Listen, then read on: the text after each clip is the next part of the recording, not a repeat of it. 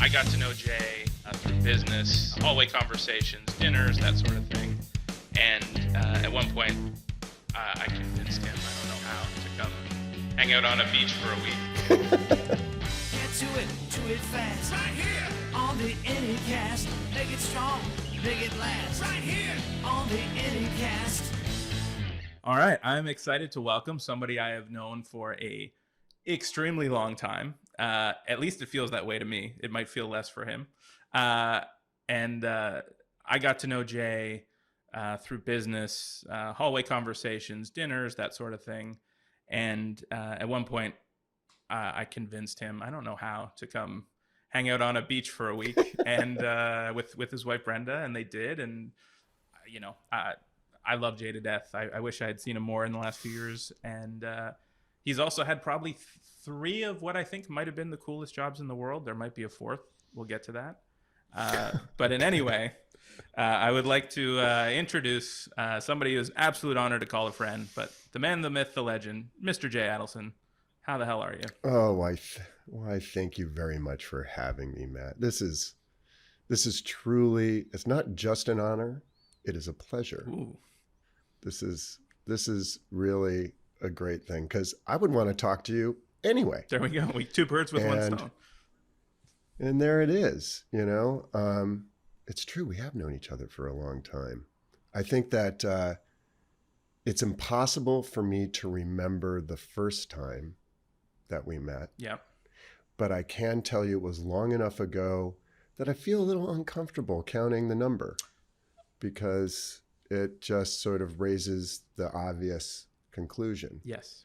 Which is that I'm an old fart, but that's just the way it is. Yeah. You know, what are you going to do? I've started to not tell origin stories the same anymore, or like remove the years or skip some parts, because now that, as I'm telling it, I'm like, holy crap, I'm old now. Yeah, I know. I know. But the good news is that we keep going. We keep doing weird stuff. Yep.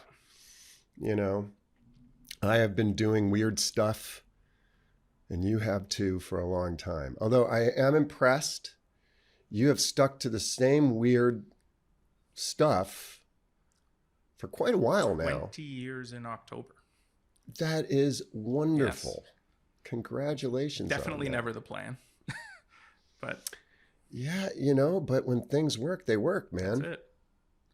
that's it. That's how it goes. I mean, I have friends who work at Equinix now, and they've been there for close to 25 years, which is absolutely wonderful. Marcy Sweetland, you know, Keith Taylor, you got folks there that have just been there forever, and I'm so happy because I imagine them like having like grandchildren saying, "Grandfather works at Equinix."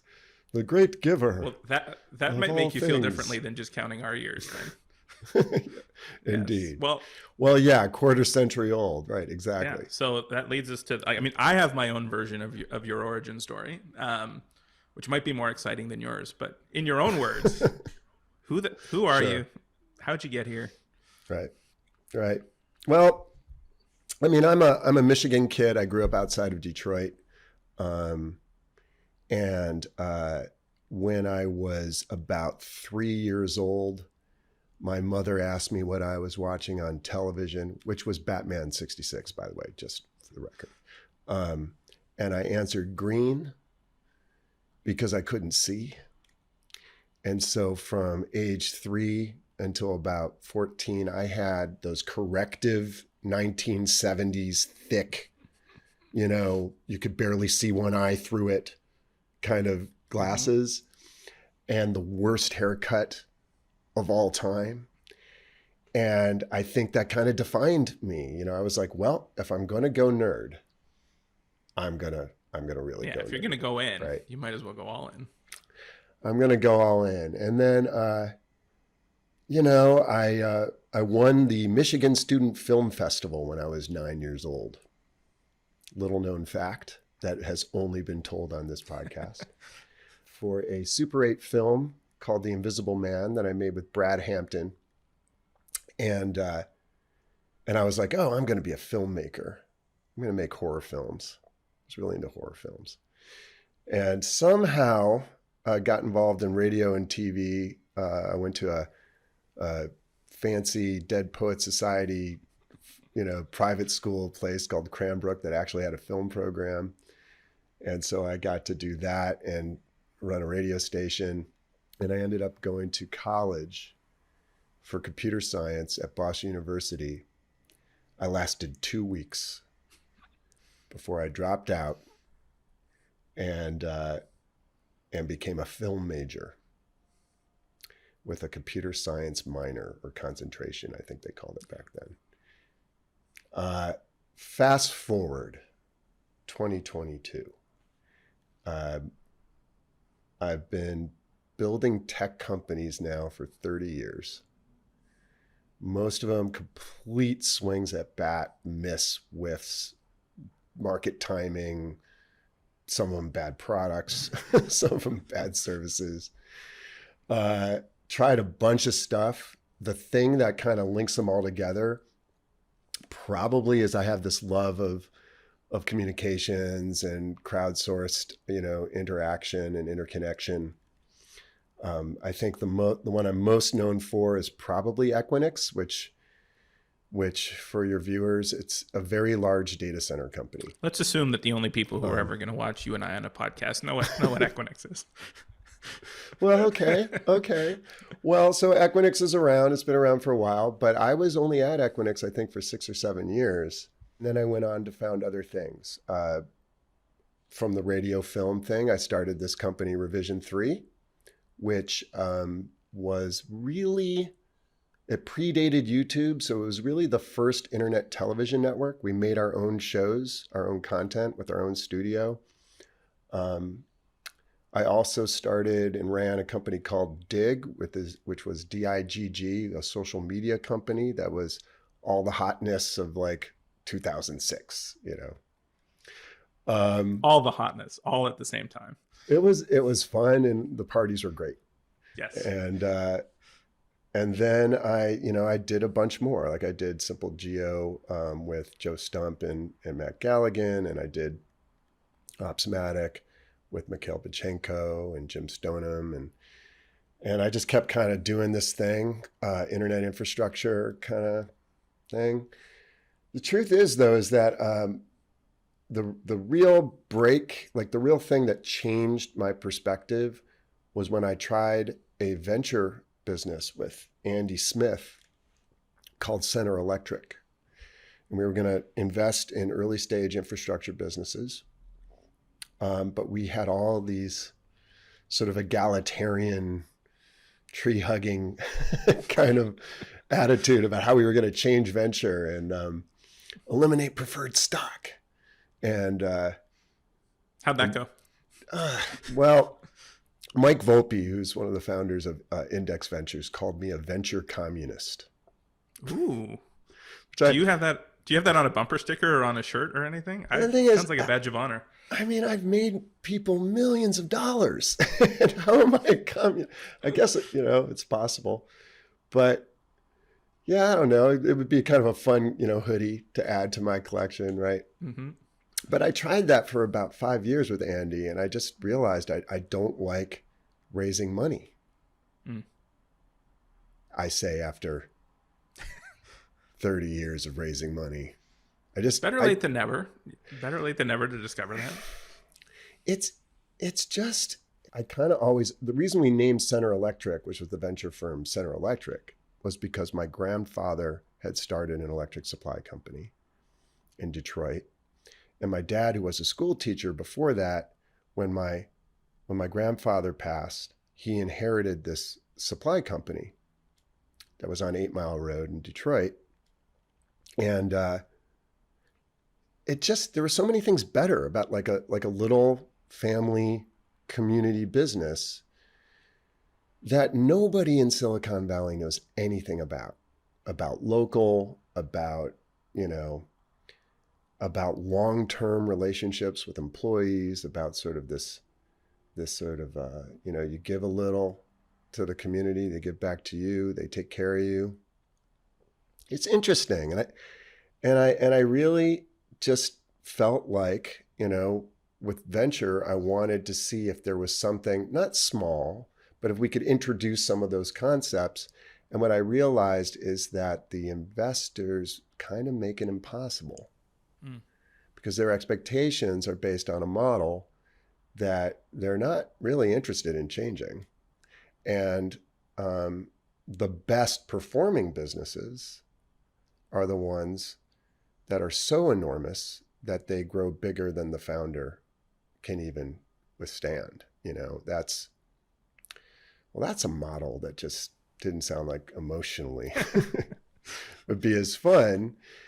And so my next gig was definitely a small business gig, but that's kind of like the thought process that kind of goes through my head. I got married when I was 25 to Brenda, who and love. Brenda and I know and love. She is the best. She is a psychiatric nurse by training. She worked in that field for many years. She stepped out of that to focus on raising our 3 kids while I gallivanted around the world. And we had 3 children born in San Francisco. Grew up partially in rural New York and then moved back to California in 2009. Now they're 24, 22, and 20. And so next chapter. Here we go. So let's talk about that next chapter. So today, first I'll give you the spiel, which is let's go through the official pitch. We'll share your clip. And is there one? And we're going to time code everybody how long it's going to take so they know how far to skip, to totally skip the marketing pitch and get back to the good stuff. So knowing that probably nobody's going to listen. What is Scorbit today? What are you selling? And why is it awesome? Well, save the why is it awesome. Just the pitch. What we believe is that real world games, whatever real world games you're talking about, can be fun if you connected them to the internet. Did like an Xbox Live thing with them. It's really that simple. You can, there are some limitations when you go retro, or if you, even with a modern, machine that you might find in an arcade or in a person's basement, there's some things that a physical world game are different, in terms of your engagement with it. They're shorter games, they're more physical, intangible, but there, as there's been a sort of resurgence of these kinds of things, we decided to focus on that. So Scorbit, our first product and our first service, connects pinball machines made from the early 70s all the way till now that were manufactured this year, and connects them to a internet platform and allows players to engage with each other the same way you would with console games. So, all right, I'm not gonna let people fast forward through that. We won't time code that because that's pretty cool. So how did Scorbit get started? I think that's what the 3 coolest jobs that I think you've had are this, running Dig in the chaos, and obviously starting Equinix. But to me, how Scorbit started is what makes it the coolest. Yeah. So I have a son, and his name is Benjamin. Ben has had kind of an incredible ride. He was born with learning differences, anxiety issues, and so on, and dyslexia, amongst some other stuff. And when he was going into high school, he really had, it was a huge high school, public high school here in Mill Valley, and he had a hard time sort of, jumping into these big classrooms, and there was a lot of stimulus and whatnot. And the folks there decided to make one of his first classes at the beginning of the week the sort of, I guess you call it the maker studio now. It's 2022. Yes. You don't call it the wood shop. You call it the maker studio. They have like 3D printers and a lathe, That's a union requirement. I think you have to have a lathe. I think so. They have to have one.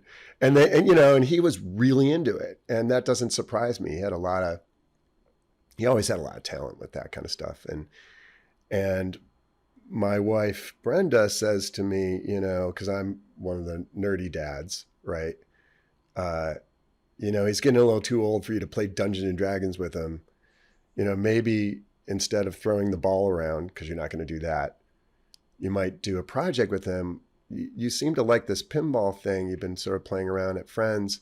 What do you think about restoring a pinball machine with Ben? And so that is, in fact, what I did.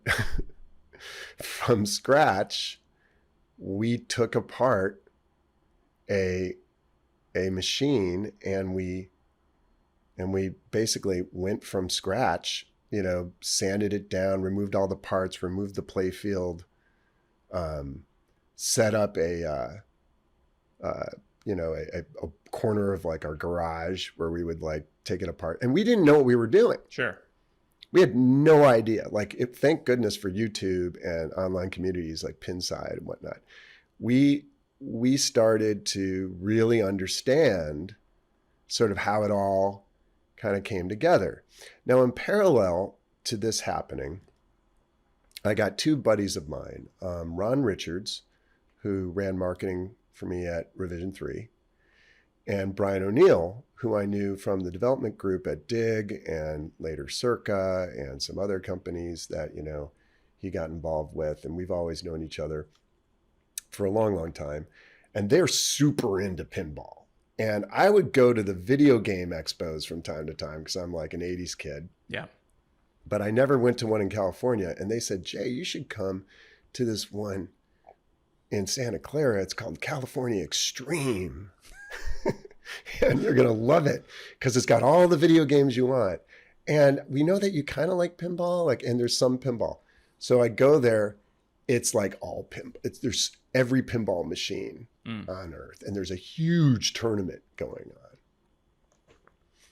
And I'm watching all of these guys whose day job is to work at Google or whatever. They all have day jobs that are super technical. And they're writing the scores down on Post-it notes. I shit you not. Yeah. They're not even typing it into a laptop. It's Post-it notes. And I'm just looking at that and I'm thinking, well, that's dumb.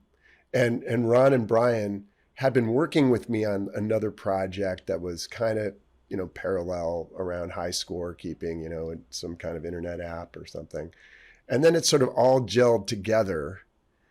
Hey, wait, could we figure out a way to take these old devices and kind of make them new again yeah. And so I'd never made hardware before. How hard can it be? How hard can it be? It must be. Whatever, I think we started that project in 2015. We started demoing our first sort of score extraction in 2016. Yeah. Some of our now competitors found out in 2017 and emulated us, which was great. And yeah, it's just been this sort of crazy thing. And at a certain point, I think it was, I had to kind of focus on it full time. And we have customers now. We have literally tens of thousands of these machines connected to our platform all over the earth, the majority not in the United States. It's everywhere. Interesting. It's crazy. Yeah, I think we hit the 2 million, I want to say 2 million score mark, or maybe it was the 1.5 million score mark at some point at the beginning of this year. And it's just been, basically they have I think it was Andy used to say to me, that if you're not embarrassed about the product that you're shipping, you waited too long. It's been like that from day one here. The second it's barely available, the broken version, the community is going crazy and going for it. And I'm just we do have investors, but everybody who put money into this company is treating it very differently as a profits oriented business. where we built the model to be organically grown.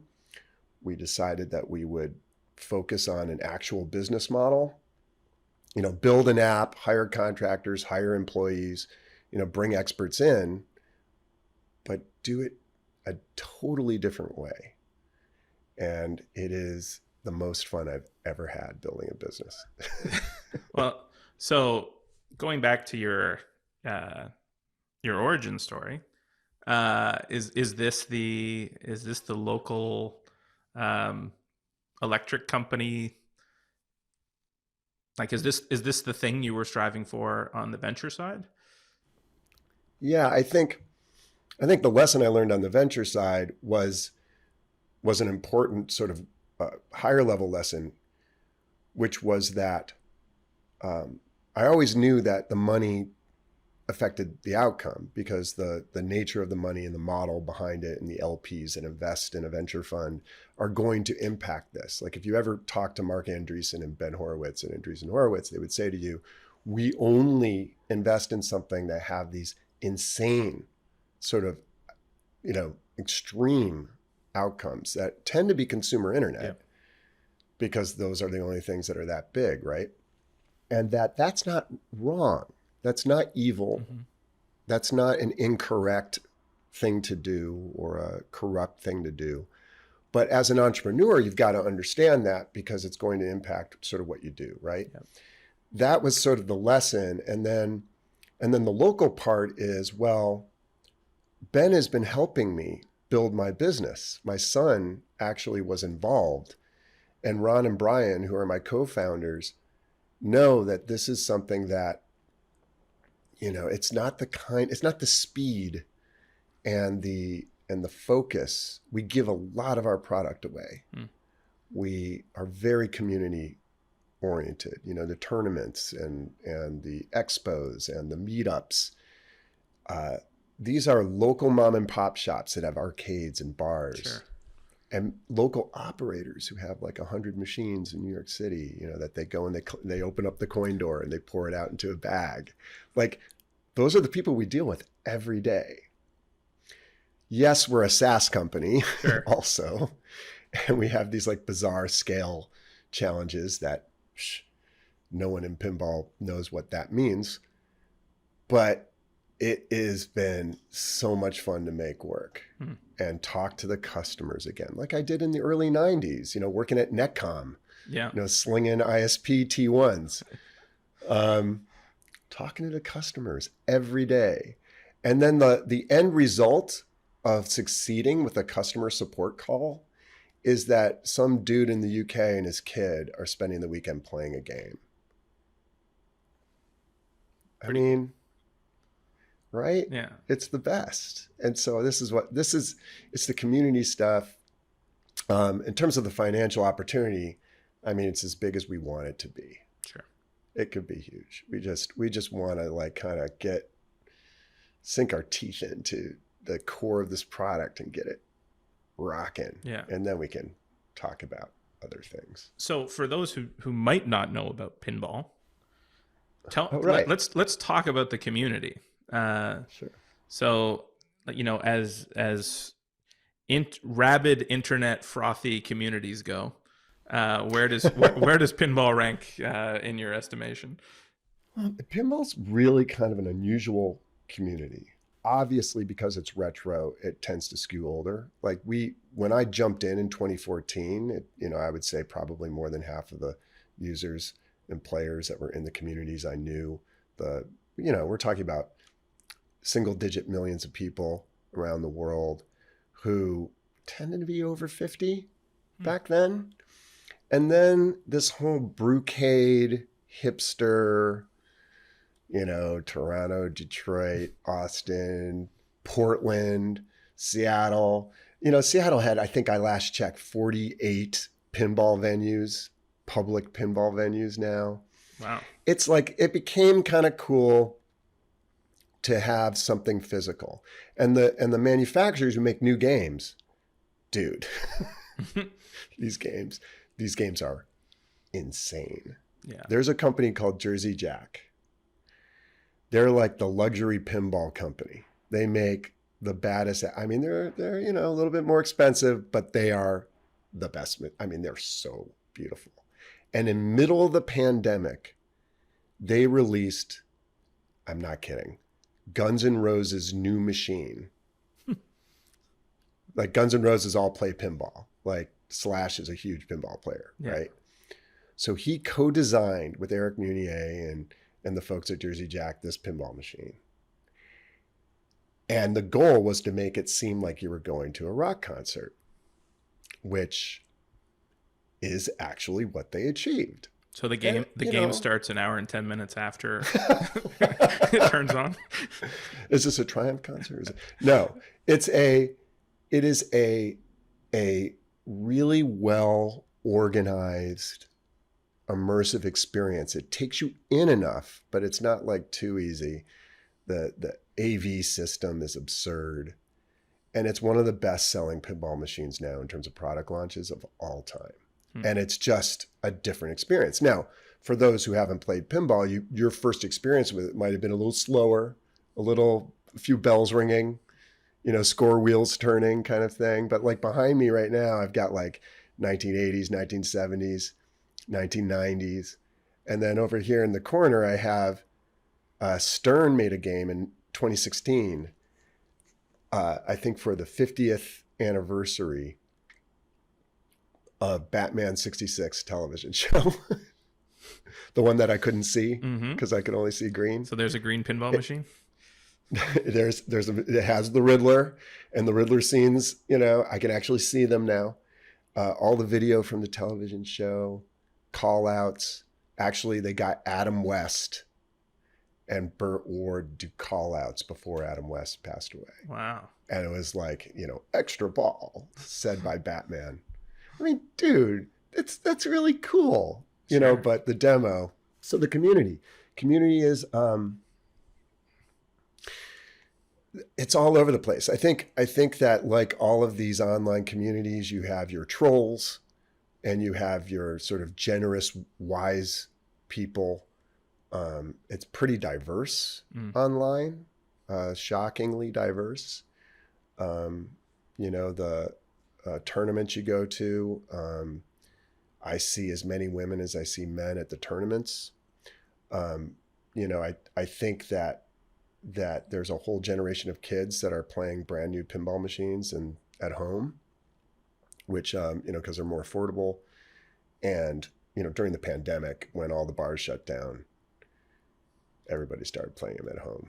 Yeah. I don't know. Have you played a pinball machine, Matt? Well, we used to have Rudy in the office. I played a lot on Rudy. I can't remember. It was a Midway Funhouse. Yeah, it's called Funhouse. Yes, that. Basically, anybody who knows like the Twilight Zone episode with like the creepy puppet that like gives you nightmares, it's a pinball machine that does the same thing. Yes, that guy. Yes. So I spent a lot, and then spent a lot of time on Rudy in my recent years. But when I was a kid, my dad's proverbial office was the recording studio.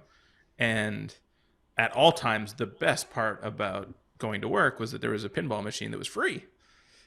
I wish I could remember what game that was now, though. Like, I can see it. I know where it was. I know what it smelled like.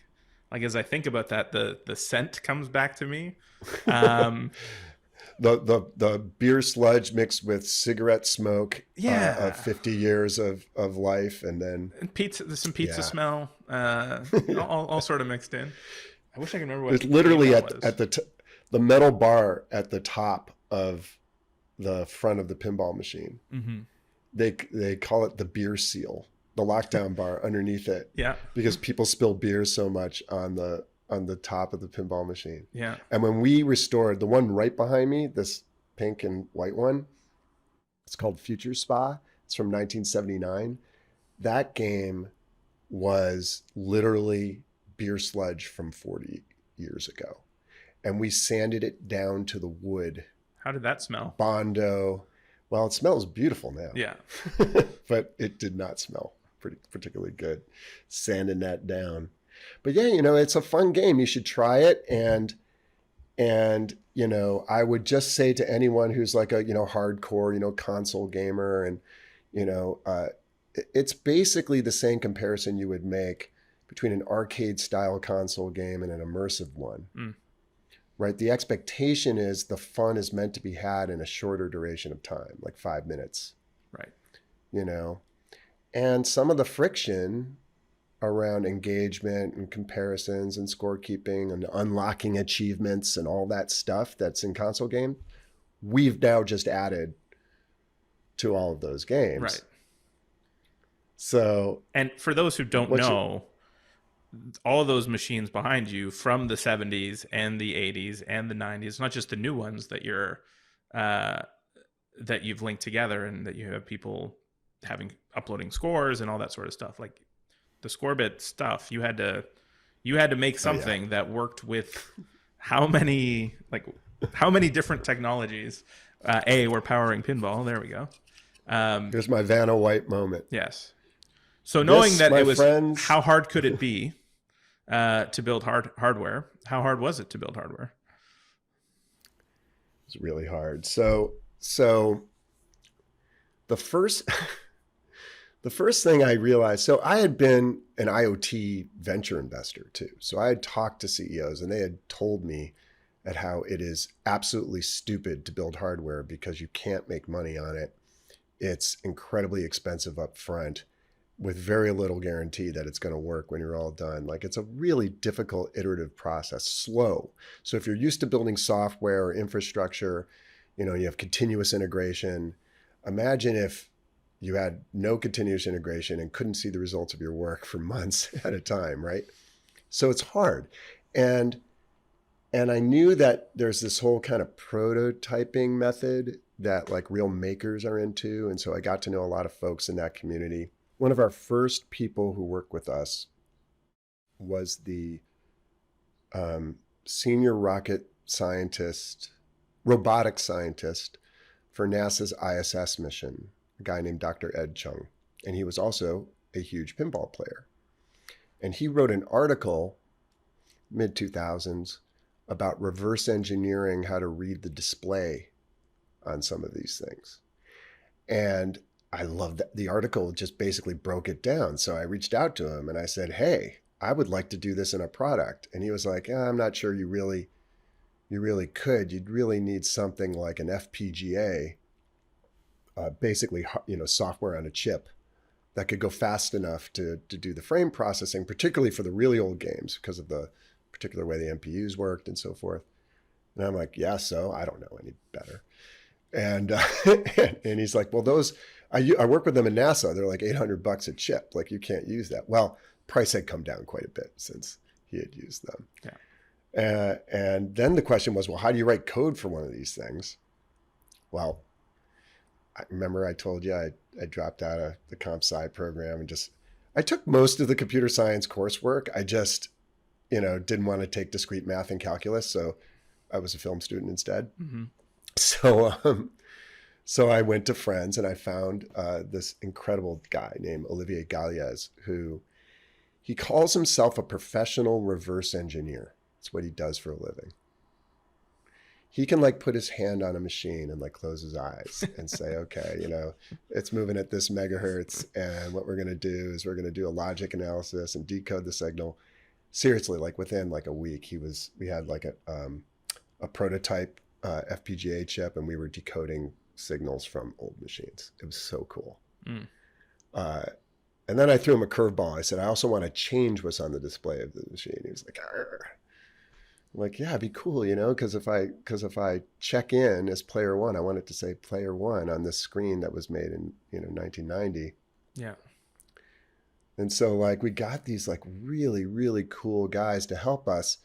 And because it wasn't a venture-backed business, if it took us 3 years to perfect a piece of hardware, this is the Scorbitron, the hardware that, we have all over the world. Yes, there's a lot in there. A lot of probably volunteer hours, and the cost of actually creating that thing far exceeded a normal business model, like what you should do, but it's there and people buy it, yeah, and install it. And we have an app too, by the way. in order to use all this stuff, the pinball machine doesn't have a screen and a keyboard, or a joystick or something. So, you have to have an app and say, I'm player 3. Yeah. And that was something also that I had never done myself. Talk over Bluetooth? I feel like I should know this. No, that's a really good question. Or cloud. A lot about this. Yeah. Yeah. It turns out that in the back of a bar in a basement somewhere, it was not so much that the Wi-Fi wasn't reliable. The issue was that humans' water bags are the worst interference for Bluetooth. Mm-hmm. Like if you've ever had a party with a lot of people and a Sonos system and wondered why it starts to kind of screw up when a lot of people show up, it's not their network traffic. It's their bodies standing as 2.4 gigahertz interference, right? Right. And so similarly, with a very weak problems radio, with Bluetooth. I guess that's part of it too, right? Yeah, it's just not. And you have this pinball machine, which is like a giant. It's both a Faraday cage and an EMF, explosion. So it's like, okay, how are we going to do that? And by the way, we had to go to Intertech, and have everything tested and certified. So we did it. I mean, we worked it all out, but what we found is that we had a much better, more reliable time guaranteeing that the Scorbitron connects to the cloud service, and that the person's phone in their pocket is connected by whatever means they want. Yeah.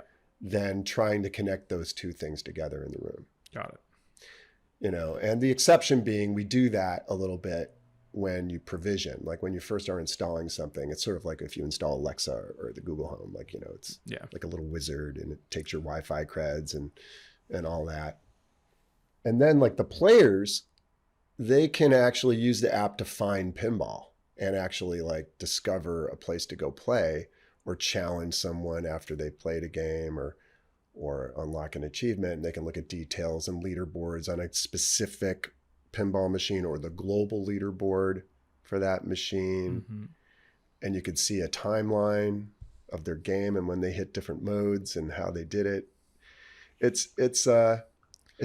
just getting started, but the hardware piece, it's literally the least of my problems right now.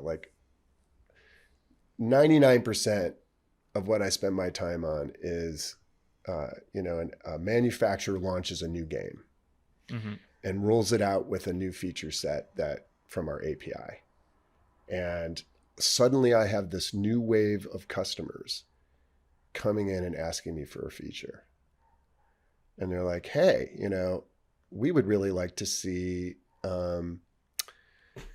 your username from Scorbit appear on the high score list that's built into the game. Okay, we'll add that.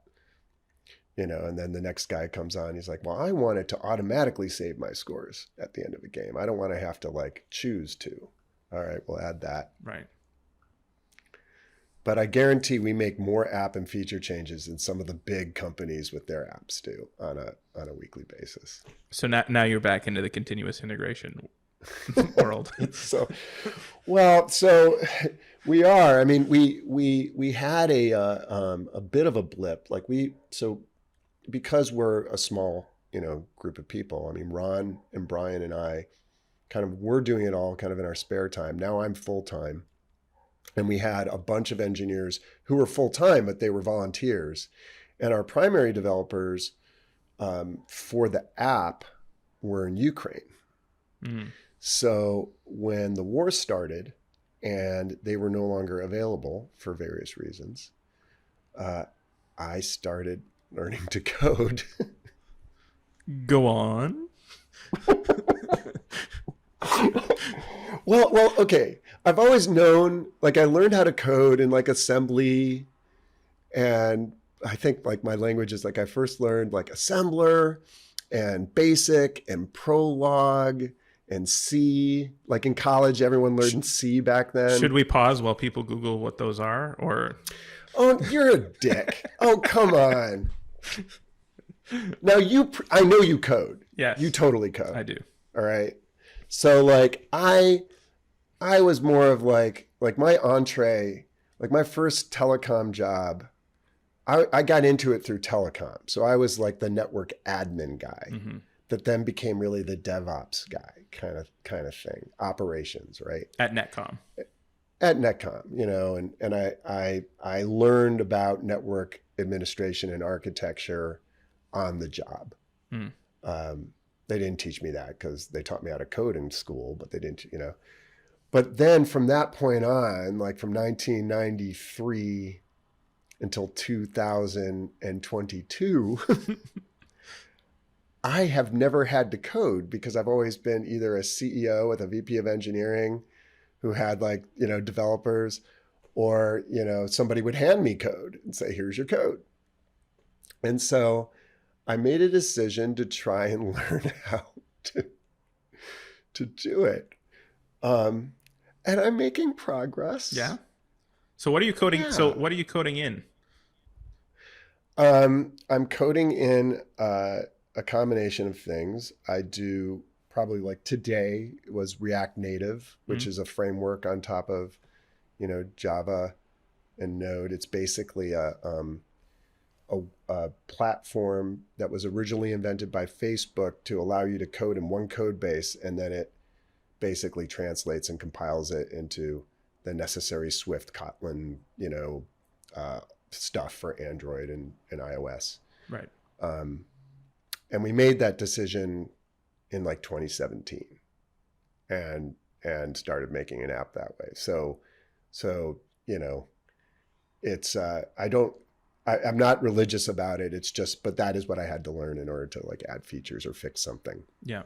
And then I also am learning Python because our backend is, most of our backend infrastructure is, you know, done on Python, and that's completely different and a big context switch every time I go back and forth. Yeah.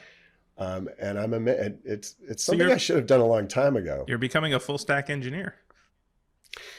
Right. So, you know, I know a lot of folks who were full stack engineers who became great CEOs and CTOs, right? I don't necessarily think I should be doing what I'm doing. Why not? Because I know enough about computer science, and I've evaluated enough code over my life to know how bad my code is, or not even necessarily how bad my code is, but like there's it's not that there's always one right way to do something.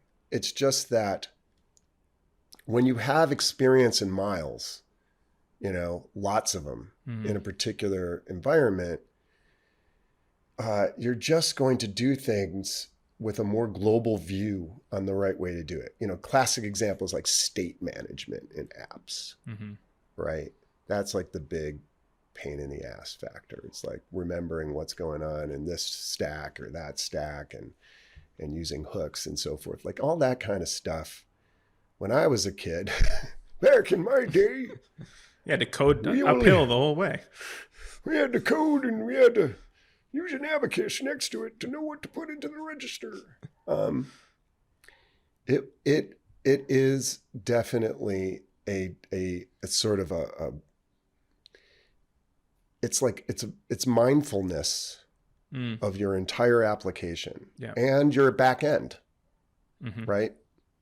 You know, a classic example of what I'm talking about, this sort of like integrated knowledge is, you know, we have these leaderboards. So you can go on, we have this thing we call it Scorbit Vision. You can go on to Scorbit Vision and you can create a leaderboard based on a single machine, on a group of machines. You can make it like time boxed to say like only the last week, maybe only these people, maybe it's only on an event. Anyway, these leaderboards and live scoreboards. So, because when you're playing the game, it's not just the end of the game. Like we have live views of everything that's happening on the game in real time. So to do all that, we created basically React applications that get launched on the edge. And those React applications open a socket to the origin. right? And then update them. They subscribe to changes, sort of on a stream from Redis or from whatever, coming, it's just feeding it in real time. So you have to kind of piece together a knowledge of network architecture, sort of the edge compute universe and all of the CI associated with that, the origin stuff you do, like we were talking about, like the one big machine or whatever it is you're doing at the core. Yeah. And then you have to understand how the applications themselves, what their limitations are. And because I've been building all these like large scale stuff, I'm thinking about, okay, well, what happens in the extreme case? Right. How does it scale horizontally? Right. Yeah. Well, you're in an interesting place to be both learning to code and doing the coding, because normally these are not your concerns, right? Normally the sort of founder bootstrap, I'm going to just build the damn thing myself. You have 0 customers or 1 customer or, it is not about how do I make this scale to 2 million concurrent sessions. It is how do I get this embarrassing version out, right? So that I can find out if there's a market, and then I'm going to bring in later an experienced coder who's going to come in and do the things. And you sort of flip that, not obviously as a result of circumstance, not by design. But now you're coming in as the founder bootstrap guy going, oh, I've got to bootstrap something that's already supporting 2 million scores. That's right. Painting a jet while it's flying. Exactly. Yeah. You're doing so like the Benjamin Button. Good part. Yeah. Backwards. Yeah. I'm growing backwards. Yeah. It's true. Like there is a certain amount of a lot of the nanog guys, like a lot of the folks that you and I know from the network engineering community and the CDN world. And one of the things that often comes up is that sometimes it's really hard to test things unless it's under actual load, not simulated load. Mm-hmm. So one of the nice things about this smaller but growing fast community that we're operating with is that we can test things against it, and if it fails, nobody dies. You're not running Radio Free Europe, is what I'm hearing. Yeah. It's not. So we get this like real traffic, and we get to test stuff against it. And if it fails, I mean, I have a panic attack because for me, I'm a perfectionist, and I want it to always work. But Ron Richards, tells me all the time. He's like, Jay, it's okay. It's okay if we're down for 10 minutes. Like, there's not going to be a San Jose Merc, article the next morning talking about the failure. It's not going to happen. Yeah. So it's fun. And we can also experiment with newer tech, like the edge stuff we're doing, we're really, really excited about because we think that it's a really great way to scale a live type of and you're doing that on workers. Yes. Doing it on workers, we have some really great folks that are supporting the business. Our investors include folks like Matthew Prince at Cloudflare. We've got folks like Matt Mullenweg. We've got all these sort of like different versions of the world, but most importantly, we got Matt Levine. And SEC pause for the SEC disclosure. Just give us 30 seconds. SEC disclosures. No, but basically my friends and family, really helped me out. But the other thing is that I'm like, hey, can I get on your beta? And he's like, you're not production, right? I'm like, well, how do you define production? Millions of dollars a month in revenue. Okay, we're fine. So yeah, we're good. In that case, here you go. But yeah, that's been kind of our thing, but we do need, without question, professional app and professional, design, and we've only scratched the surface on that stuff, and so every day we're bringing in new talent to help us kind of rethink sort of the context. Yeah, I mean, cachefly has gone through so many changes over such a long time. But one thing is absolutely true, is that your persona of buyer is relatively consistent, right? I mean, it's somebody who you've gotten to know over a very long time, probably. Yeah. You know, and has a real measurable need. And then when you hit that and you meet that KPI, it's crystal clear that you're doing it. Yes. And there's a Right? real distinction between those people who have a real KPI and know what they need versus somebody that says, "Oh, I'm looking for something faster." That's exactly right. Oh, Which amazing. Unfortunately, You know, I can speed you up 2.5% in Scottsdale. Is the check in the mail yet? Well, you know, that's faster. And we find that, like, when people say, "Oh, you know, I want to see if you're faster," we do a test and they're like, "You're clearly faster." And we're like, "Great." And they said, "Yeah, but we're not going to switch." And it's like, okay, so it was a thought experiment. Could I find something faster? Yes, I could. Is it enough to move the needle in my business or my job or any of those things? No, it's not. I'm going to go back to what I was doing before. that's right. Yeah. That's the problem. It is. I mean, I think it's a smaller group that always wants to have the bleeding edge, you know, bake off every year. Yeah. You know, well, in pinball, in my world, there was literally no one else who had any interest in doing what we were doing. And we did it for a while. So the company that makes the most machines in the world right now, in terms of volume every year, is a company called Stern Pinball, based in Chicago. These guys are a lot of fun. I'm serious. Like they are, like, you know, always having a party. They have tournaments all over the world. They just announced the new 007 game that's coming out, like, I don't know, this month. Yeah. That's a Sean Connery game, by the way, Sure. just FYI, Yeah. which I think is cool. And so they decided to compete or to roll out a similar product last September of 2021. And when they did, they were serving a different audience than we were, because, you know, they had, they're writing all the code that runs on the games, where in our case, we have all these games that, you know, the designer died in the 80s, you know, like there's nobody writing code for it anymore. Right. And so we had to have, like, some different constraints. But one of the things that came up was that you know, when you're in the home, you can assign yourself a player slot without having to open up the app. They don't have an app yet. I'm sure they will. But, like, right now, you could just assign yourself, I'm always going to be player 3. And then over and over and over again, you never have to, like, touch anything on an application. And so after they did that, Yeah. we got tons of feedback in from our users saying, we want you to do the same thing.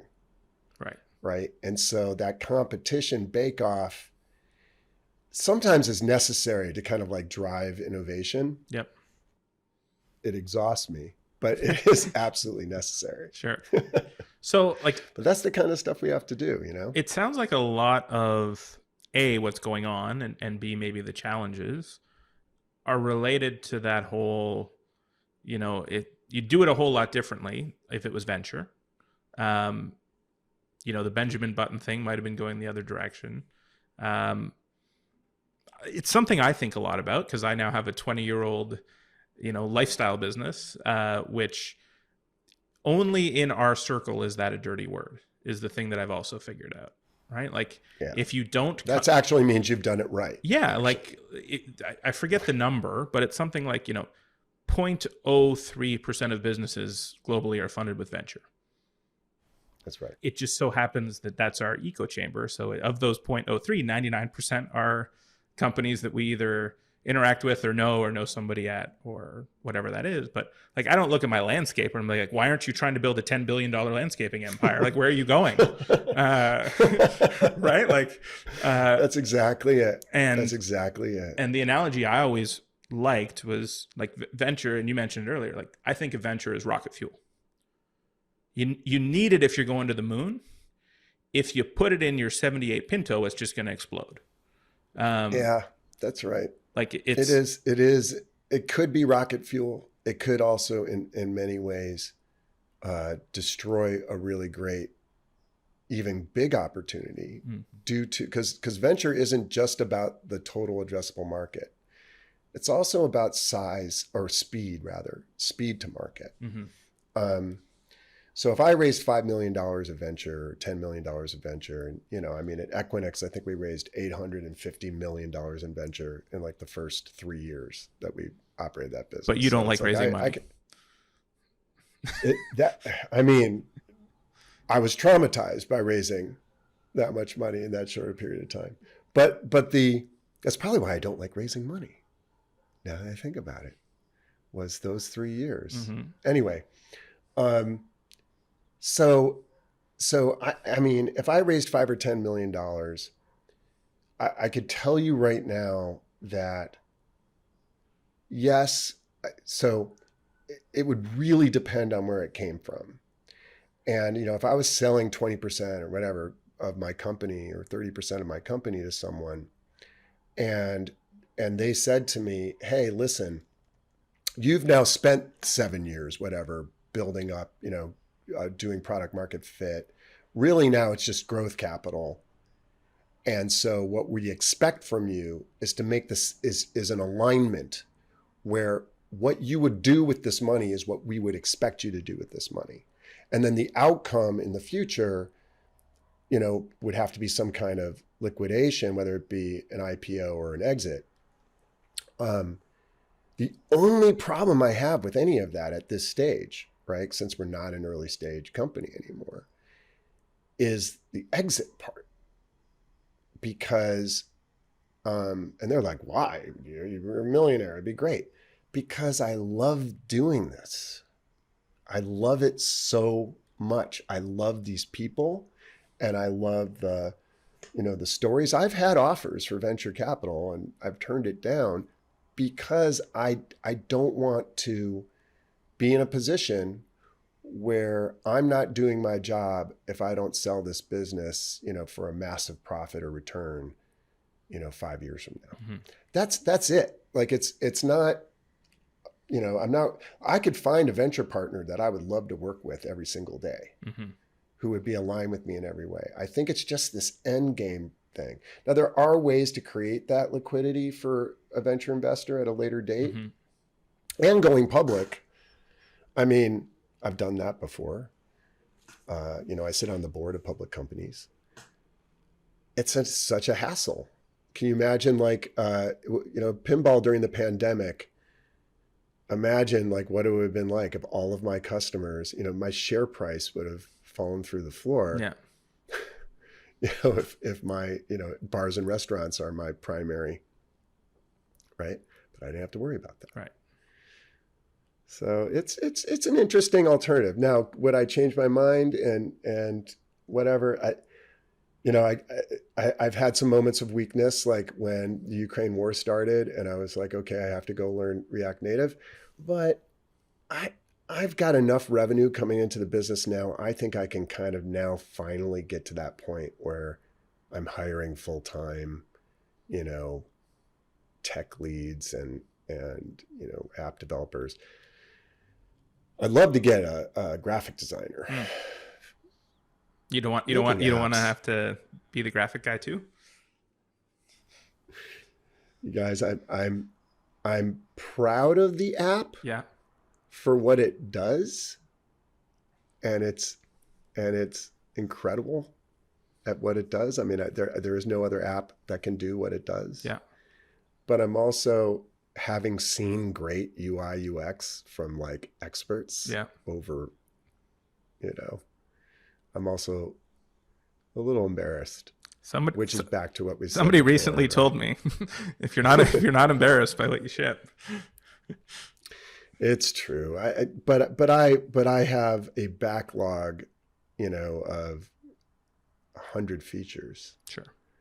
That I would love to get out there. I don't have time to design them graphically, and I certainly am not good at that. And I think now we're kind of entering that next phase where really, going through it with a fine tooth comb and reassessing who the personas are. We were thinking about splitting the app.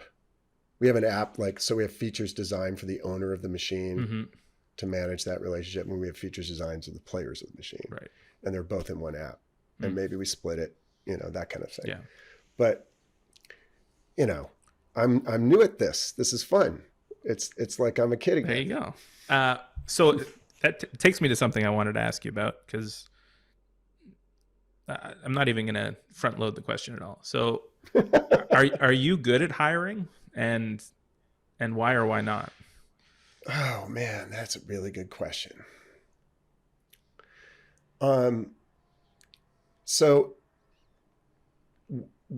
when I'm interviewing someone, if I want them to work for me, I'm really good at hiring. Okay. I mean, it's a question of true understanding of what the person is that's going to be filling that spot. I don't do the, Google thing with what is it, the Voight Kampf test of, hey, a turtle's upside down in the middle of the desert kind of stuff. I look for the person that I want to have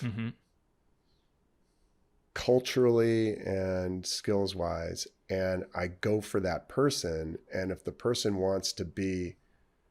is interested in any way, I think that the interview goes well and we can close. Yeah. I rarely have one of those good conversations and lose the candidate, I would say. And it's just a high, what do you call it? Pre-qualification. Right. Well, so in that case, how good is your pre-qualification spidey sense filter? Like, it seems like you get confident knowing that, like, once you've found the person, you're able to get them on board and sell them on the vision. But how did you decide that was the person you needed? Like, I guess it's like a turnover churn question, right? Is like, it's harder for me for frontline. It's really hard because, I don't speak Python and I don't speak, some of these, a classic example would be, we have a bunch of stuff that needs to be done on the infrastructure, on the back end stuff and orchestration of all that. I don't know the right questions to ask, right? Because I'm getting older and they don't give me enable password anymore. And, and I'm not like the right guy to organize. And so in those cases, what I like to do is work with people who are friends like you, or, Mikhail Pinchenko or Joe Stump, or people I've worked with in the past who have like this really depth of knowledge in that particular area. And then I filter, sort of pre-qualify these folks through that group, the same way you would do if you were hiring in a bigger team, if you had like venture and you were, you had a hiring manager. And I think that works. I think the part that you can't really do ahead of time is that culture fit thing. Right. I've been doing a lot of interviewing lately for executive positions, for companies that I'm involved with. And as I have those kinds of conversations, for me, I can use intuition to pick up whether they have the management skills and the communication skills and the leadership skills. But it's really sort of through conversation about non-work related topics that I can kind of pick up more about it. Are they a culture fit for the company? Right. The management stuff, you can kind of tell. Right. But when you get into something like, does a guy know how to, migrate, Heroku Docker instance into Cloudflare or Amazon or something. It's like that kind of stuff. That's just somebody else knows how to test for that better than me. Sure. All right, so what I heard is experience and intuition, having a good network of people you can rely on, lets you figure out if you've got the right soft skills, probably sees the vision, can be part of the vision, and then you have other filters that are the do you know how to do the actual day-to-day work? Well, and it's a necessary evil. So in a venture kind of environment, typically the way I would do it is the first thing I would do is I would find what I called the senior director level, who could be a VP. This is just my style. It's not an Ask Jay show or whatever. It's like, this is like... Not yet. We'll get to that. Yeah. No, but this is like how I like to do it, is I would surround myself with these really great sort of junior VPs or close to be chiefs. And I would then empower them to build a team of frontline, which is a little backwards, because a lot of times, when you first do your startup, you get your frontline developer and you get this guy, you get that guy. I like to start with somebody who has some of those frontline skills and can kind of in a pinch do it, but they're best used building out the first frontline themselves. So I'm a little abstracted, right? But you give them that power. And I'm not even a veto on those initial hires. And that empowerment's important because they're building trust with their people and you're building trust with them. Now, in this scenario, in this non-venture environment, in this sort of smaller business scenario, unfortunately, I'm the only one with the time right now to manage everybody. So, earlier this year when we had, I think, like 7 developers on at the same time, I was managing the sprints, and I'm no agile scrum master, but I know enough to inefficiently do it. Right. And that's going to still be that way for a little while.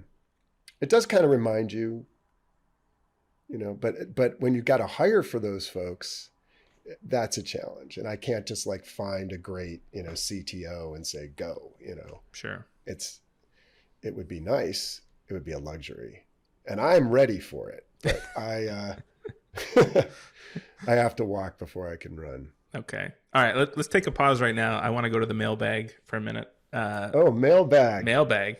Cue the music. Hey, what's going on, Jay? Love the podcast. Long time, first time here. Big fan of Scorbit. I actually pitched to the writers that we should sync the bell and launder through Pinball instead. But anyway, where's Pinball today, and where do you think it's going? I love it. So where Pinball is today is in recovery. And by recovery, I mean, after 2008, most of the large companies and industry players went out of business. In fact, it's happened twice. In 2000, Williams and Bally went out of business, and then, Stern barely survived. I think they went bankrupt twice and were rescued twice. Jersey Jack went bankrupt once, got rescued. It's just a very thin margin business, and I think that they were kind of in a healthy recovery back in 2000, between 2008 and 2015 and 2019. And I think that the pandemic really did, in fact, cause, there's like a lot of the public face about internet business is that it did well through the pandemic. But what actually happened was all of the manufacturing constricted. And so it's huge back orders. Like they can't make machines fast enough, but there's huge back orders. So the amount of revenue coming through these businesses, they had to shrink some of their manufacturing teams. And that's normal sort of pre-recession kind of stuff. So that's what I mean by in recovery. And when a business is in recovery, what that means in terms of innovation and what that means in terms of like what you see, it sort of falls into both the conservative camp is we're going to release, Ninja Turtles because we know it's going to do well and it's a good game and it's well designed. It is a good game, actually. But like we don't have to spend too much time, changing how it all works. Right. But you also have the Guns N' Roses example, which is like, we're going to change how we're going to innovate, because during this downturn and during these times, we have to be creative to think about how to change the business. So that's like where I think the state of it is. It's kind of in this recovery period. And then where it's going, you know, I think that we have about 4 new manufacturers that are these budding, sort of on the cusp of excellence manufacturers. Some are small, some are big. They're getting tons of work done, and they're sort of progressing. They've been given time to do so. They have the money and the backing to do it. So you've got all these new players, and the new players desperately want to innovate. So I think connected pinball, you know, like the idea of what that means is probably related to digital content, being able to download a new mode or unlock an achievement, or advance, you know, your game in some way because something got downloaded or unlocked, right? Hopefully it doesn't go into paid digital content, which is, I think, a model that a lot of folks are afraid of, because that would be a little weird. But I do think people are going to start moving into this sort of connected world. I think the volume is going to increase significantly. And by increase, I mean if a new manufacturer was making 5,000 last year, I think in 2023, 24, 25, we're going to go into like the 10, 15, 20,000 unit kind of universe. You know, and I think that the innovations you're going to see, the physical, mechanical innovations, are going to blow your mind. So I think pinball's great, and it's definitely international. I think that as a community, we didn't really know each other very well. And I think what these social layers are going to do is sort of introduce us to each other. And, you know, I think they also will welcome in a much younger, yikes, generation of players. So right. I think that it's exciting stuff. Next up, Jay, I've been following your career for a long time. How do you see social media today versus the early Dig days? It's funny. So I just got a text message from Kevin Rose, who was, founder of Dig. And, when I was CEO there, he basically brought me in to build that business. And at the same time that we co-founded Revision 3, by the way, people watching this, don't ever do that. Stick to one thing. It's just like insanity. But, I guess one of the things that we were talking about is like, what would Dig be like today? Does it serve a purpose? Like, what's going on? Mm-hmm.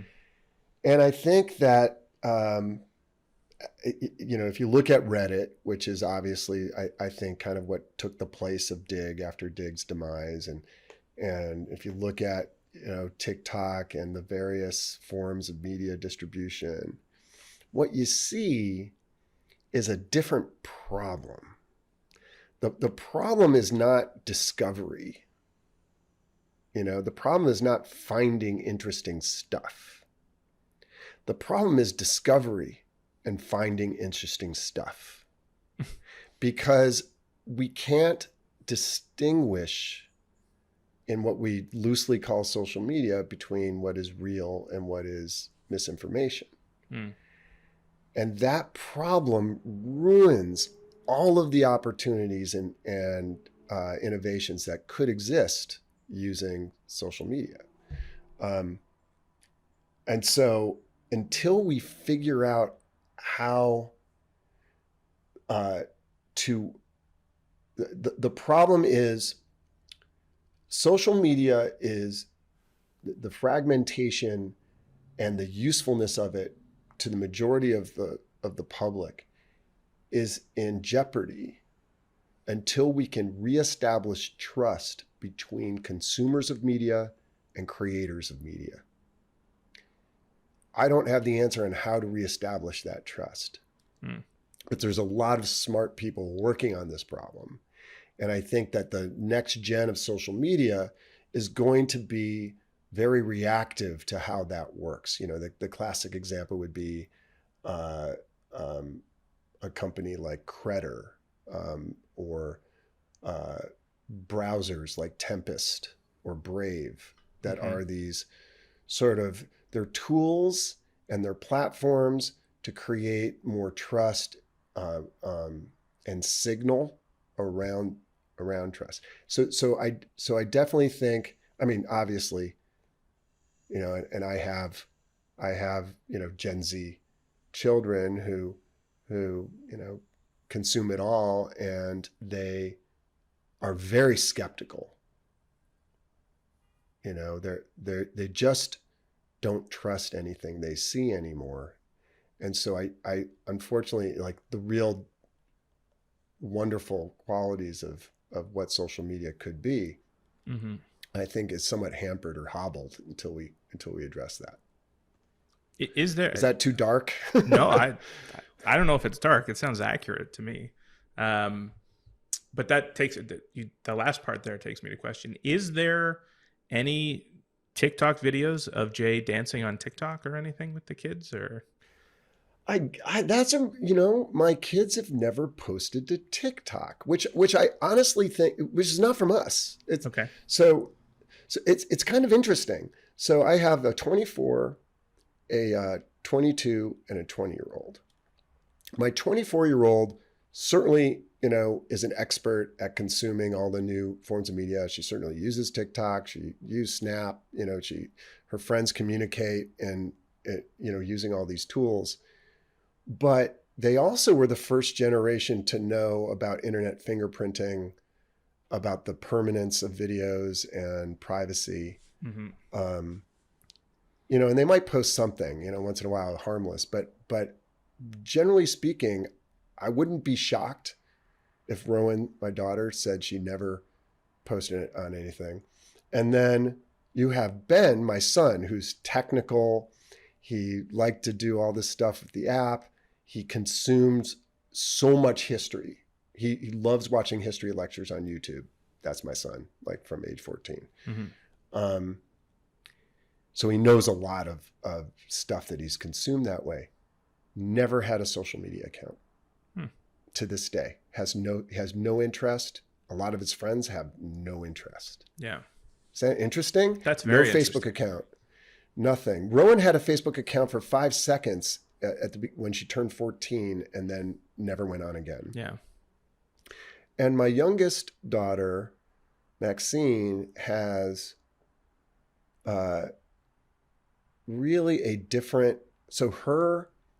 she's probably, because she, you know, when she was in middle school and everything else, she had more exposure to the new ones like TikTok and all that kind of stuff. So she used Instagram a lot, but in a way that you and I don't use Instagram, right? Because she's an artist, and she was using it for people to see her art, and she was following other artists. I mean, you might use Instagram that way, but like a lot of my friends use Instagram as a place to post their photos of their food, which is why I don't use Instagram. Right. Would I be using it? That is what I would be using it for. Without a doubt, yeah, but I don't. Yeah. And that's the thing, is like, I can't be bothered because I try and be present. But you know, I also think that kind of use case is a delightful use case. It's a perfectly good use case. You know, I have an Instagram account. I have a friend, David Prager, who I think you know, who one day was launching a business, and I was an advisor, and he wanted to post a picture of me and him together. And I'd known him for a decade. We had been, you know, starting companies together and doing all sorts of things. And there wasn't a single photo of the two of us together. And I think at the time I searched through like 50,000 photos, not one. And so we started my only Instagram account is an Instagram account called Pragelson, because his last name is Prager. I'm Adelson. And it's only selfies of the two of us. That's all. Just as a joke. Like, I have no other use for it. And then we got all these followers. And I was like, what is going on here? You know? And so watch now with all the viewers of your podcast, we'll get like, just go private before it's too late. Go private. No, but it's like, I love photography, Instagram as a photography medium, right? Very Kardashian of you. I don't want to be advertised though. Right. I don't. So would it be more appealing to you if there was a paid non-advertising version? Isn't there? I don't know. Honestly don't know. I think Twitter's trying that. Don't know. I think Twitter's trying that. Twitter. There's a lot in there, huh? Yeah. You know, I have tremendous respect for so much of the work that went into that to make that work. It's amazing how fast you can lose your respect, right? It's just like the largest radio station ever built where no one listens to you is Twitter. Yeah. Although, you know, there it is. I said my piece. I love you, Ev, Jack. Yeah. You're great peeps, you know, but I'm sorry. I have a Twitter account. I do have a Twitter account. Yeah. And I use it because it is a way that it's sort of like, I also have a Messenger account and I have a WhatsApp account. It's like, it's a way for certain people, they like to communicate on that as like a chat. So I keep it. And you got to reserve your username early. That's the other thing. Oh, remember that? Remember when that mattered? But at least nobody's starting social media companies anymore, right? I mean, are we done with that for a while? Are you starting one? Jay, I can neither confirm nor deny. Oh no. No, I'm even Twitter. I remember seeing Twitter on the back of a cocktail napkin and going, "That's group SMS. I have that. I don't use it. I don't care about this." I'm not a good futurist. Like everything that takes off, I'm like, that to me that would have been utterly uninvestable. Well, depends on if you're a short-term futurist or a long-term futurist, I suppose. In 2008, you know, Dig was at the time a bigger brand than Facebook in many ways. Like we were the primary brand at the Democratic National Convention. You know, we interviewed Nancy Pelosi with questions submitted to Dig. It wasn't like a Facebook town hall, right? Yeah. It's crazy, right? So at that time, I remember when the thing was over and we were having a celebration party because, you know, San Francisco, and we invited Facebook to co-sponsor the party with us.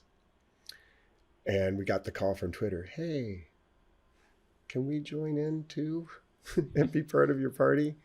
And it was really cute. And Twitter was all about promise and about curation. And, you know, I think everything starts from a place of good intentions. We all do, right? Mm-hmm. Well, now, like, you look back on it, democratized news isn't a term we use anymore. Right. Crowdsourcing doesn't really work. Right. I feel like that could have been the subheader on the Dig homepage, right? That should have been. Doesn't work. You know, it's a great way. It's a great net. But, you know, Wikipedia actually is fascinating to me because it's really useful. Yes, it's really useful. But they do have a hierarchy around editorial, right? That's fascinating to me. Like, is that considered a social media I think it is, right? Because it's crowdsourced media. I mean, if not, really it should be. Like when I hear social media, I think social in the sense of I am sharing things to my network. Right. But I wouldn't say company. Wikipedia isn't. You can share your pinball scores with other players. There you go. Using Scorbit. Yeah, we do have users say, hey, can you allow us to send messages and post comments? I'm like, do you remember the dig comments situation? Like, first we need to get Scorbit declared a common carrier. Then, yes. Then. Oh, Lord. Man. Yeah, I've been through all that one.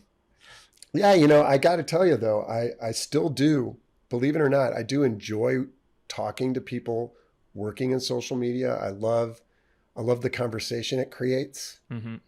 I love talking to Kevin about like his ideas. Kevin's doing NFTs now. Moonbirds. I think he got like 50 million in funding from Andreessen for that. Yeah, I'm not a crypto oriented kind of guy. Not that there's anything wrong with that. No. It's just not my jam. Yeah. But there's something there. It's just so early in the, like, how trivial of use cases can we make to use the technology for is, I feel like, where we're at. With all due respect to the Moonbirds. No, it's true. I mean, it's interesting to watch people play with it. It's really entertaining. And anyone who's from the older internet days who didn't immediately think of the Usenet when the blockchain started rolling out and how it works, a distributed data store. Is NNTP not the, I've got Avi's coming on the show. That was gonna be one of my Avi questions. Like, is NNTP not the original blockchain? It is. Well, and that's kind of was the original applications in general, was because we were solving a problem. We didn't have the bandwidth and we didn't have the core data center stuff. So we had to find ways to solve these problems. Blockchain kind of does that too. Mm-hmm. It has lots of new tech behind it. But so us old fogies look at that and go, oh, another distributed, ledger tech. Yeah. All right. But there is some incredible innovations that have happened in that world. Oh, I look at it every day. I'm like, wow, like the brain that did that is insane. Yeah. I struggle to get like the like button working. We call it on my app, Yeah. It's called a flip, Boop. Yep. Everybody's got different challenges every day. That's all. I keep them low. I keep the bar low. Okay. One more from the mailbag before we close that out. Jay, and this is actually related to your last answer a little bit. Do you have a favorite episode you were a part of producing, either at Revision 3 or Dignation? Wow. Okay. or is there something you're particularly proud of that body of work, maybe even if it's just a legacy of it? I mean, I have so many answers to that question because it was really a passion project. If we could just like sort of, if we take Dignation, which I do think was a trendsetter in terms of like, the format, the longer form hosted content. Every time my kids watch iCarly on like Nickelodeon, I was like, this is based on Dignation, right? But there was a lot of great episodes, but the one that I remember the most was the one where they did it in my backyard. I think it was like episode 175 or something. They came to rural New York, where I was living at the time, and they shot this episode where it's like my kids are like serving them beers. And like these big moths are coming and Kevin and Alex are scared because they've never seen a moth that big, That was a lot of fun, but there was some shows that we made on Revision 3. Martin Sargent Infected was one of the fun it's just my humor. And so it was the funniest thing I'd ever seen. Epic Mealtime and the bacon was just outrageous. But like in terms of educational, there was a show called Film Riot. Mm-hmm. Film Riot, to this day, I think I learned more from any other video series. You can still watch these, by the way. They're still out there, right? Yeah. And then, I got cajoled into doing my own show by David Prager called called Ask Jay with like 10-minute tips on how to start companies. Yep. And my favorite episode is what to do when you're fired as a CEO. Because that's happened to me, ladies and gentlemen. Mm-hmm. And I'm not going to give the answer away. You'll have to watch it on Ask Jay at, I think it's youtube.com. What is it? We'll be in the show notes. Okay. Yeah. It's Ask Jay. I just had to make myself a to-do called make show notes. And then lower third. Yep. There we go. We'll get that. We'll get that done in post. So great. This is actually a really good segue because I get fascinated by like the people I know who've like started businesses, or in your case started businesses and funded businesses and been brought into businesses. Like you've seen all sides. I've been fascinated with like the pattern detection aspect of it. And I don't know very many people in my circle, and that's sort of the filter. I don't know very many people who said, I went to school for exactly what I did, and then I graduated, and then I did what I planned on doing. And then as I did what I planned on doing, I grew through the hierarchy, and now I'm started a business doing the thing that I always knew I was going to do. And I think lawyers do that, by the way. Yeah, that's about it. That's about it. So like to riff a little bit on the what makes the fact that you didn't major in computer science, how does that make you? I mean, I think of you as a great storyteller, so I see and communicator, so I see the film school influence right away. But I see that with other people too. But everybody's got a story like, I did this thing, I dropped out, then I did something to scratch my own itch, and now here I am. How do you see your journey being? Did you think you took a fork in the road? Was it always the road? I think I had an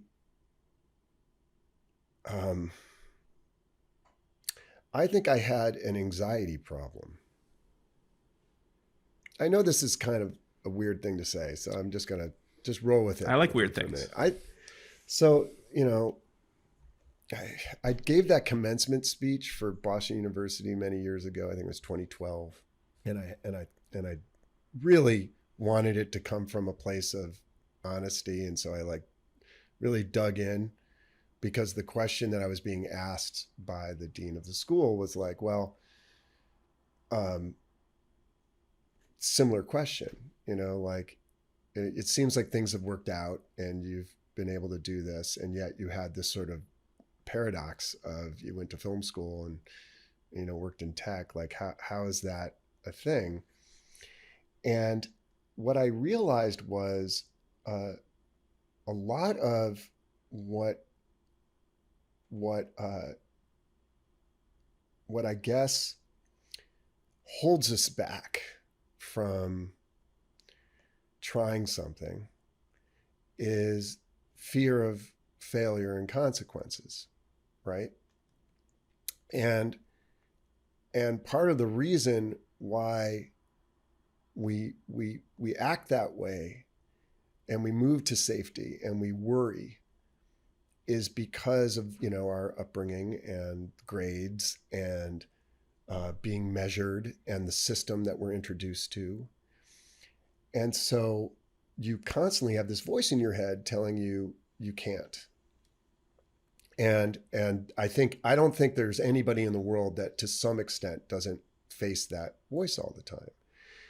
But when you try something and fail, and there's shame with that, it's natural. We all feel it, right? And with me, I don't talk about it much, but like when I graduated from film school, I got an internship at Skywalker Sound up here in San Rafael, or rather I got invited to occasionally show up like this.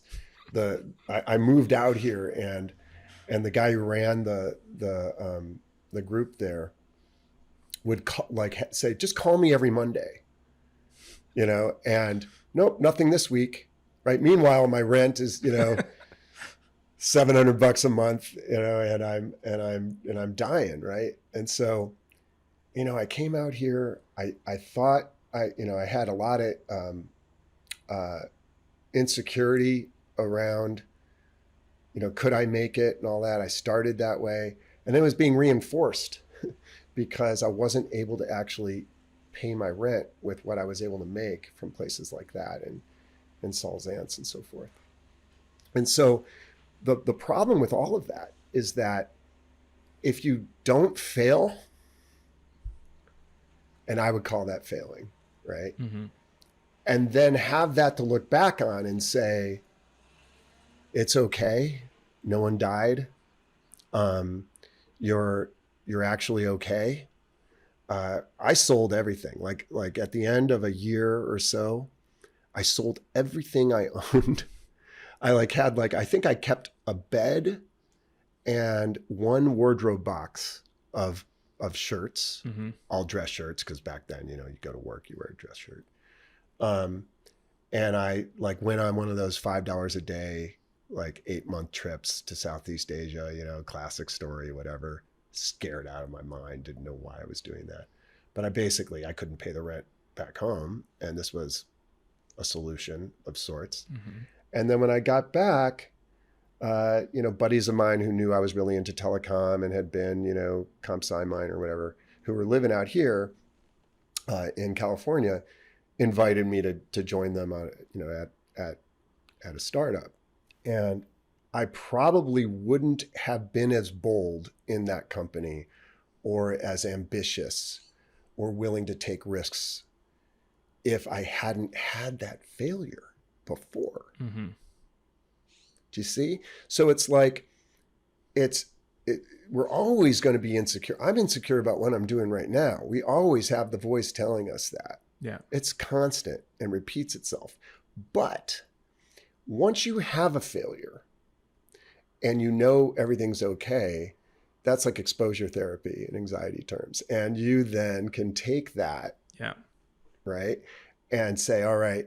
And so then all of a sudden the doors start opening because the consequences aren't nearly as dire. So if there was something about that led to my ability to kind of be an entrepreneur and do what I did, I think that's easy for me. That was easily a good 70%. The 30% is a desperation for something to exist that doesn't. Mm. And by any means necessary, it's going to exist. You shall make it so. Whether that's supporting someone else doing that, funding someone else doing that, or doing it yourself. Or learning React. The only way to solve that problem, learning React. Yeah. Exactly. I mean, it might be the only way. It's not always the only way. Mm-hmm. But for everything that I did, that's how I felt. Sure. And I talked to I was just talking to Brenda just this morning, actually, about a similar topic. And we were just talking about how the bummer is we don't know what makes us happy. Mm. It's not introduced to us naturally through parenting. And a lot of us don't find it until we're dying. Mm-hmm. And so the nice thing about this career is I got to play with a lot of things, and I learned some things very early that made me happy. And I just kept the pattern, now recognizing that pattern in others. I remember we had an Ask Jay episode where we interviewed a couple of VCs and we asked them, what are you looking for? And every VC says the same thing, passion. They all talk about passion. We'd like to see passion.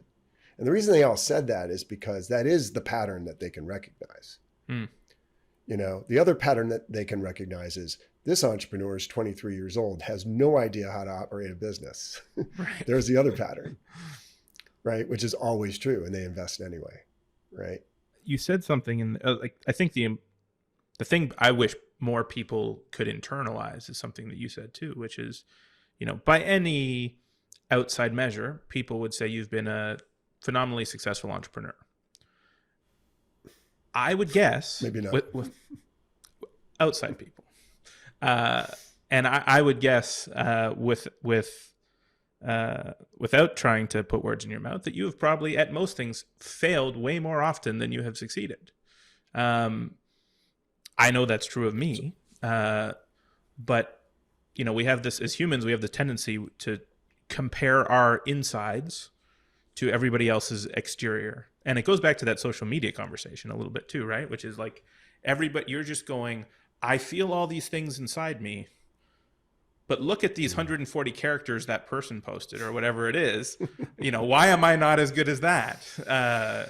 And like, I see it happening in companies too, right? Like I see that in my business where I'm like, oh my God, look how put together that business is. And then I get inside it in some way and I'm like, oh my God, what a dumpster fire. It looks the same as my dumpster fire. But I was never comparing what was going on inside. I was only seeing an exterior. And that's a pattern I feel like we do, obviously as humans, but also as entrepreneurs, that you learn to power through, is just like, this went terribly, but nobody knows that but me. Right. And then I'm going to do something else. And people are like, oh my God, that business you created did so well. And you're like, well, ignore the first 7. Right. So, by the way, nobody remembers the lab on fire that, preceded this. Exactly. It's so true. I mean, imposter syndrome is a term that I actually only learned a few years ago. And I was like, wow. That's like me in a bottle, like one giant example reference case that the textbook, you open up the textbook on imposter syndrome and it should show my smiling face. And I think that the good part of imposter syndrome is that you're open to improving. You don't think you're the best at it. And so when somebody else comes by, you're in learning mode. Right? Like, yeah, okay. I know how to install a T1 pretty good. Yeah. Probably you're not going to find someone who could do that 1993, useless today skill today as well as I can. But when it comes to all of these things we do in business, the people who scare me are the people who have just they don't convey any sense of insecurity whatsoever. Like, I just don't get it. Like, have you seen how big these companies have been before they crashed and burned? The confidence, there was this one VC I used to work with a lot many years ago who will remain nameless. And people would always say, oh, he's so arrogant. And I would say, no, he's not. He just has legendary confidence, which is arrogance. But the point I'm trying to make is like, we look out and we think that other people have it down, are done, are fixed, are finished. The other piece, which can't be, we're not talking about, which is money. And I think that money is really fouls things up in this analysis. It really ruins people's ability to interpret success because they associate money with it, which it's definitely not correlated. And how you define success, which could be happiness, or it could be money, or it could be, your kids not dying of hunger, right? Like, what is success, right? And so the problem is that if you're born into tech entrepreneurship at a young age, like I was, people were defining your success with the success of the company. Right. And that linkage between the two is dangerous. Yeah. Because there are externalities that are not in your control. When Equinix almost died, it was a traumatic event for me. Because the NASDAQ crashed and all of our customers went out of business. You had already had, already would have been a father at that. Yeah. When Equinix. My daughter. But not when Equinix started, right? Well, when Equinix started, my youngest daughter was 2 months old. Okay. On June 22nd, 1998 was the day I founded Equinix. That's right. We just celebrated the Adelson. 19-year anniversary or 24-year or whatever odd multiple that Equinix decided to celebrate this a few months ago. And I was kind of weird. I was like, wow, that's very nice of them. We got like these posts about how it's the anniversary day or Founders Day. They had Founders Day, and Al Avery and I, when we were doing the spreadsheet for the initial business model before we ever talked to a VC, Rowan was in a bassinet next to us and our wives sitting next to us, Barb and Brenda. And it's funny, like, I think we started it differently.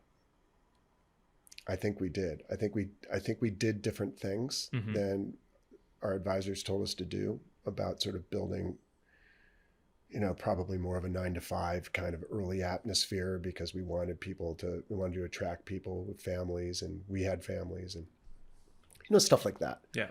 But yeah, like it almost died after 9/11 and after, because it was just we had invested so much money on this upswing that to back out of it and let the market catch back up again was almost the end.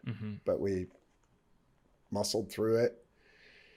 And you as an individual, if you can't separate those two things, and I think a lot of good founders can't, and I think they're advised to, arm's length.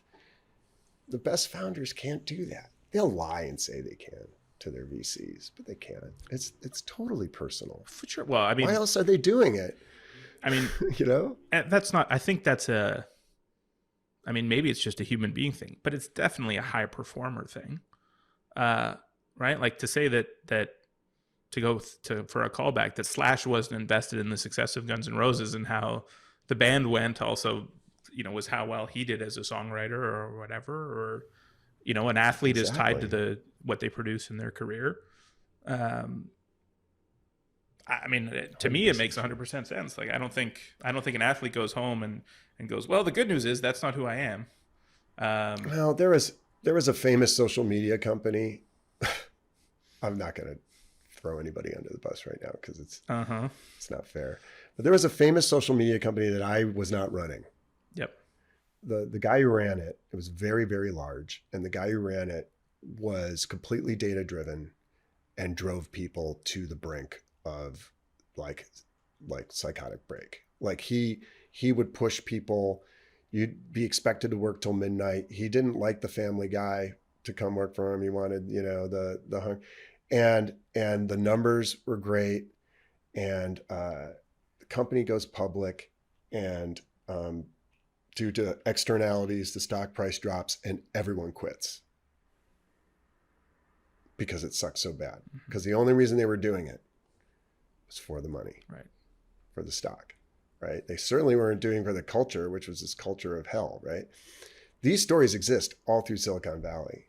And when you trace them back, the VCs would like to tell you stories about the apathetic CEO that they like better because they can make the hard decisions, do the riffs, do the things. Don't treat this group as your family. They're not your family. They're your employees. They knew what they were getting into, that whole line. But the truth is that those guys are extremely rare and they might perform, but it's not sustainable. Right. And that's the kind of the investors that we put money into as our investment fund.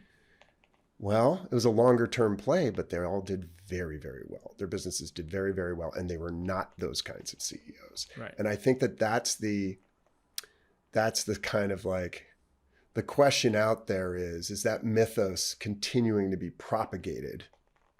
It kind of happened again. It happened again this year, with Sequoia's releasing their latest thing, and everybody just following the lemmings. Let's all cut 30% of our teams, even if we're growing revenue at crazy paces. There's obviously a lot more to it than that, but it's like we need to seriously rethink what a founder should be, and not penalize someone for caring, because that's insanity. right? Yeah. Well, and I mean, you set out to create a market for that, right? Which is, and I think that's the way it gets solved, right? Is there's some percentage of people that see the world that way, and they will all do business together in the form of investors or peers or board members or vendors or clients or whatever. And there's other people that see the world differently, and they will I'm clear that the reason people should do business with me is that they think that a small team who knows what they're doing can do a better job for them than some giant conglomerate. And if you don't believe that, almost always is true. We're never going to work together, though, right? Like if you're just going to say, "Well, I'm going to buy AT&T because that's what I do," we don't see the world the same way. And thank God AT&T is there for you and for everybody else who sees the world that way. But like, I think it's okay to set those boundaries, either in your business or and just say, this is who we are. Like, this is who I am as a founder. Therefore, this is who we are as a company.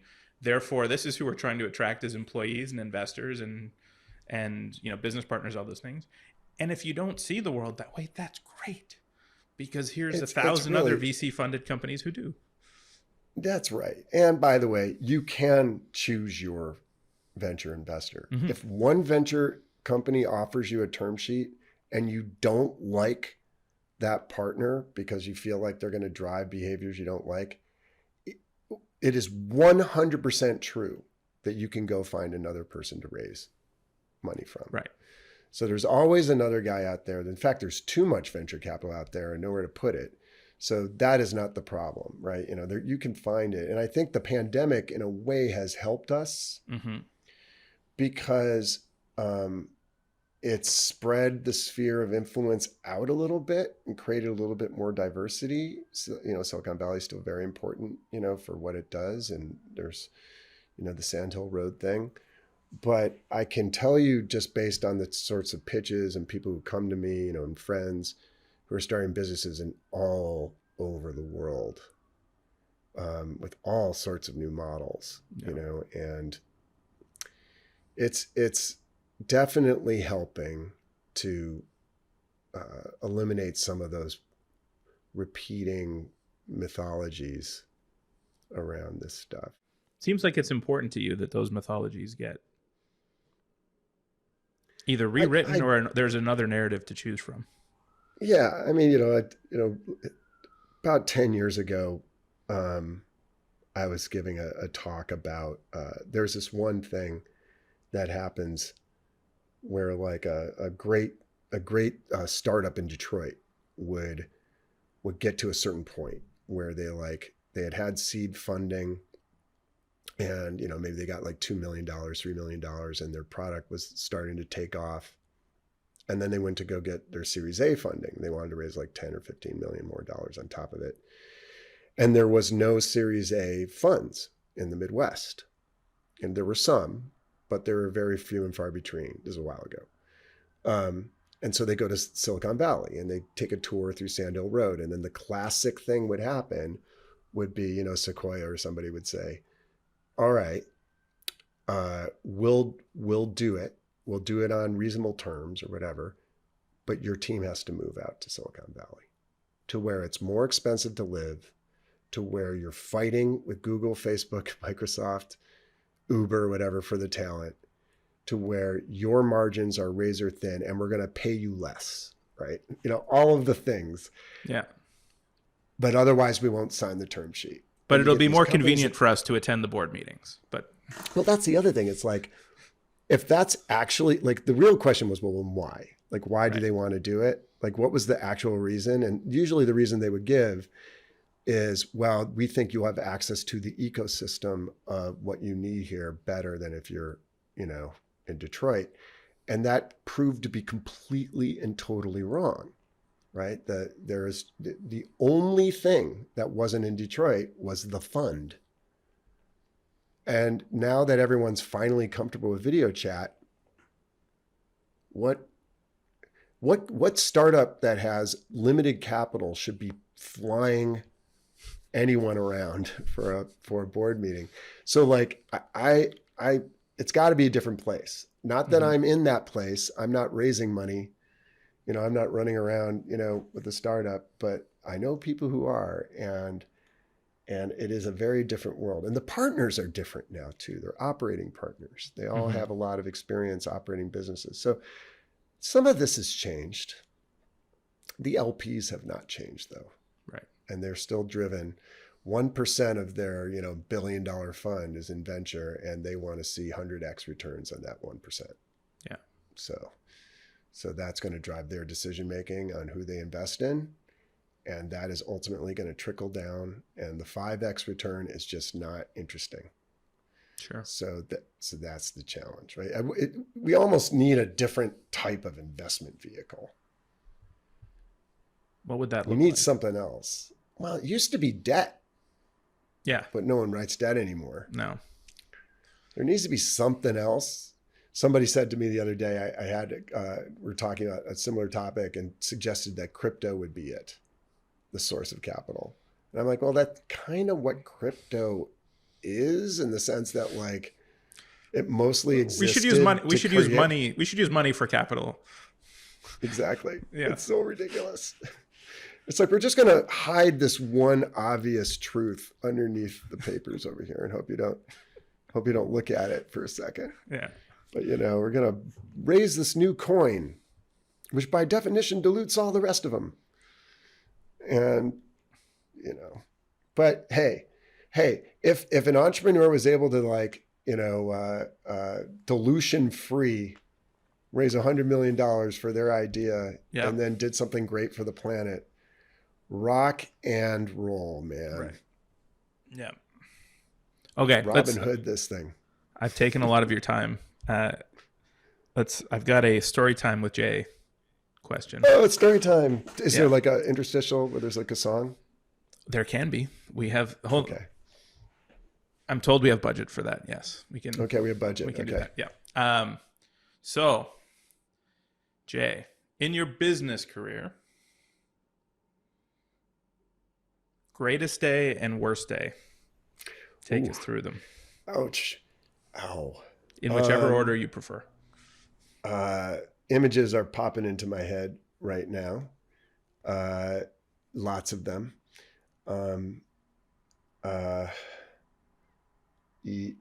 Okay. Greatest day. We can finish on a high note though, if you want to start with worst day, and then we can finish with greatest day. All right, let's start with the worst day. The worst day was when I got fired from Dig, by far. And for those of you not familiar with this story, it is a story of both drama and intrigue. But when Kevin and I started, Kevin, so I had met Kevin through Equinix because he interviewed me once on Tech TV, and we became friends. And then we started this, couple businesses together. Kevin was always the founder of record for Dig, and I was kind of the founder of record for Revision 3, although we both had co-founders, and there's lots of debate on who our co-founders were or whatever. But I was CEO of both companies, and I made a decision to not run Revision 3, but to run Dig. And we hired Jim Lauer back to run Revision 3. And so then it was my job to kind of grow the Dig business. And I got pretty far. It did reasonably well. But as it grew and got larger and larger and larger, I think it was harder and harder to keep my co-founder, or the VP of product, our real founder, Kevin. The truth is that I was living in New York and commuting to California. And when the cat's away, the mice come out to play. And doing this sort of remote thing was creating problems. My leadership was not as effective as it could have been. And I do think that caused some issues. Now, at the time, some of the ideas that Kevin had, we clashed over, and he started working on other projects outside of Dig. And so it created friction, I think. And then at a certain point, the board asked me to move back to California. And if they did, they would, shower me with opportunity. And so I moved my wife and 3 kids back to California. We got to California, and 9 months after we got here, Dig fired me.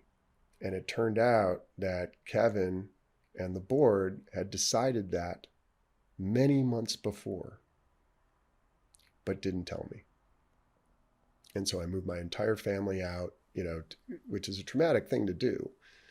And how old were the kids at the time? Had to have been about like 6, 8, and 10, or 8, 10, and 12, I think. Worst possible time to move your kids. Like, don't do that, right? And it took us years to recover from that. Like, and the idea that there was this, anyway, that is long since passed, water under the bridge. But I had such plans. Like,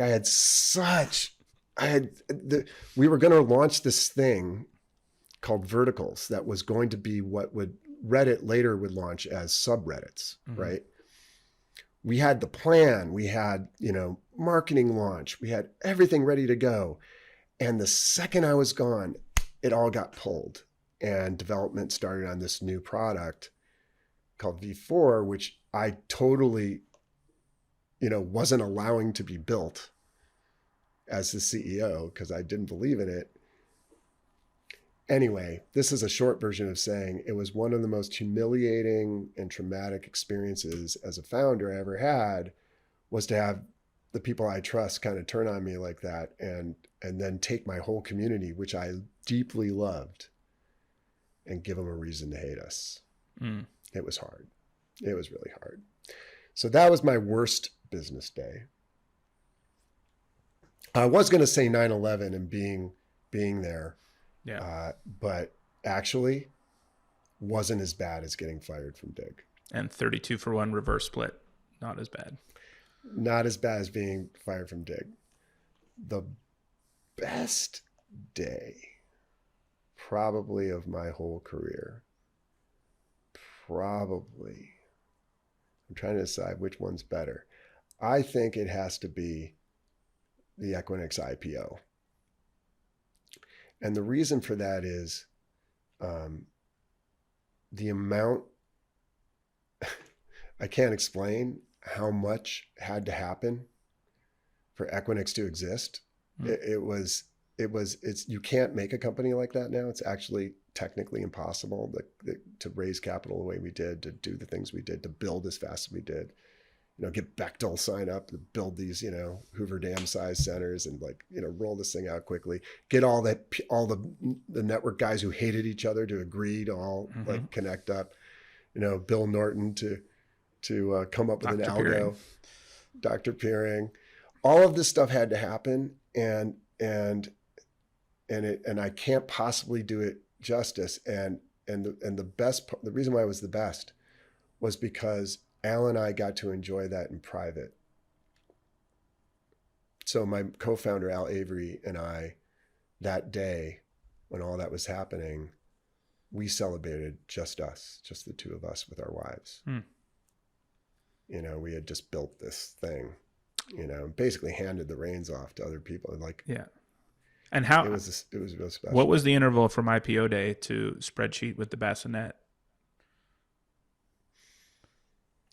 It was from June of 1998, so about halfway through 1998, to basically June of 2000. So 2 years. 2 years. Crazy. I cannot tell your viewers what had to happen to even before the .com bubble burst, like how incredibly difficult that was. I almost died twice. Were you doing your own electrical? No, I in plane crashes. It was, to get all that done, it was absolutely absurd. And then for it to work out, and for our customers to be cool, and the big victory that Al and I was secretly smiling about was the whole time all of our investors pressuring us to be a hosting company and us saying no and fighting all the way through the IPO. Yeah. And now, not to worry. No one questions that decision now. Yeah. Right. But not to worry. You can buy dedicated servers from Equinix now. It's true. But, you know, I actually think that that's kind of cool. Like, I think that what hosting is, you've known, you know, Jordan Lowe knows. Like, folks who've actually done it realize orchestration and management is what you pay for. Yeah. Right? It's not a physical piece of hardware. That's a commodity, right? Yeah. And so I think that Equinix Metal, honestly, like all of that kind of stuff is really exciting to me, because I think that we now have a level of sophistication to know that that's just a resource. Correct. That the person who actually is selling it to the end user can now hit a button and bam, it's done. Yeah. You know, Megaport, I can literally provision an international backbone with SD-WAN in a half hour, and servers and routers that are dedicated router instances. Yeah. In a half hour, and man. 28 of those minutes was spent you trying to remember your password and do the recovery. And okay, truth. But no, like realistically, if we could just go faster, right? It's probably more like 2 minutes of actual provisioning time, right? Yeah. Well, and you have choices now. I mean, that's the kind of the thing, back to like the Equinix thing. It's like, there's not one way to roll out a business. If, like, you know, if I don't know, if Bungie, whoever they are now, developer sisters, you know, dev sisters, I think they're called. You know, if you have like some cool game company and they wanted to roll out an international MMO, there's like 100 ways you could do that. Yeah. Right. And now the limitation isn't money and time and real estate. Yeah. You hit a couple buttons, bam, bam, bam, bam, bam. Yeah. It's a beautiful thing. I still have rack space at Equinix though. SV1? Yeah. Technically SV1, Secaucus, Ashburn, Dallas, Chicago. Okay. But I only use the one in SV1. Right. Yeah, like I was telling somebody not that long ago about it. It used to be the barrier to entry for getting into a CDN business, let's say, was CapEx. Even forget commercially, just like build versus buy, right? I'm Dig, I'm right. I'm Scorbit, I'm any company, and you know I want to have distributed compute or distributed content delivery. It used to be that was time and CapEx and all those things, and like I told them, I was like, you want a 60 node CDN? Great. Same like you said, give me your credit card in about 35 minutes and I'll be right back. It's amazing. It's crazy. Well, particularly if it solves a problem, right? Yes. You know, the other thing is like, okay, well, to operate that business might take you 6 months of hiring and organizing and writing custom code. But that's your differentiation, the commodity part of it. Yeah. You know, the server itself shouldn't be wasting a lot of your time. Right. And honestly, I didn't believe in it at first. And I'm a big believer now. Is it the cloud? What is the it? I used to be very controlled because I came out of operations world of, you know, 6 nines or whatever it is. And I was the one who wore a pager that would go off at 3 o'clock in the morning when Australia went down, you know, like that's kind of the bummer. Yeah. And when you grow out of that, your first instinct in the late 90s, early 2000s is to just like own your own stuff and do it right. Hug it. I need to hug it. I need to be able to hug all my stuff. Right. And like, you know, when companies like Loud Cloud and Rackspace and all these like sort of next generation hosting started happening, and then people started giving you better and more controlled sort of automated provisioning, and SDN started coming out, I was like, I don't know how much in control I'm in. You know, I don't think what's happening here. It's like, does that backbone really work? And of course, like the Cogent people would be like, yeah, no, it really works. Like doesn't matter anymore. Like it's, bandwidth is cheap. We could just fix this. And it does. And it does well. Yeah. And I'm very fascinated. I wouldn't say proud yet. I'm fascinated by the fact that we have built all of Scorbit's infrastructure in a serverless manner. Yeah. Well, it's interesting because you do come from that background. Like, I always really liked AWS's own definition of what AWS is, right? Which was undifferentiated heavy lifting.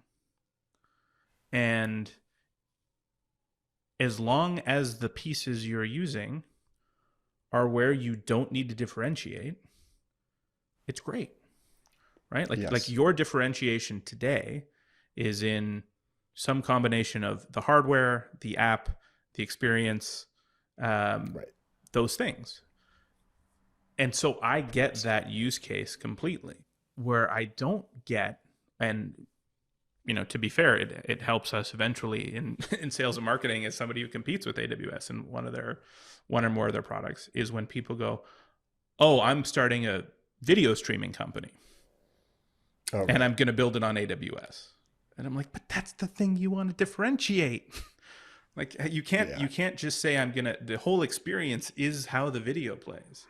And when you say, and I'm going to do it the same way everybody else does, aside from content and that sort of things, but I get if you want to run your billing database for your video play in the cloud, because does it matter? But like the video part matters, or if you're running an app, the app matters, or I suppose if the video company said, we've written a new algo, right, that we need to run on a custom piece of hardware, then they should go rack and stack the hardware. But really? Right. Is that really where we are at this point? Or are there people who do that better than we do? Exactly. I've got a feature coming that's a video feature of our app. I'm not going to pre-announce features, but like basically we have the ability right now, we get all the video frames of the games. Okay. So you can see where that's going, right? Yeah. And so and I go out there and I look, and there's 100 ways from Sunday, WebRTC, like all these different techniques people are using, and I'm like, oh man. It's like then you close Pandora's box, and you're like, okay, well I know that when I do no get WebRTC, there, no WebRTC. Don't worry. So I know, so I know when I get there, right?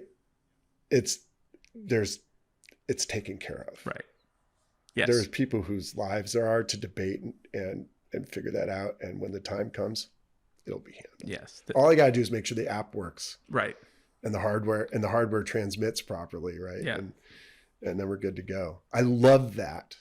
I think it's great. It also allows me to operate a small business in a way that I couldn't before, because the abstractions that have been created that I used to resist now allow me to be a puppet master of sorts. Right.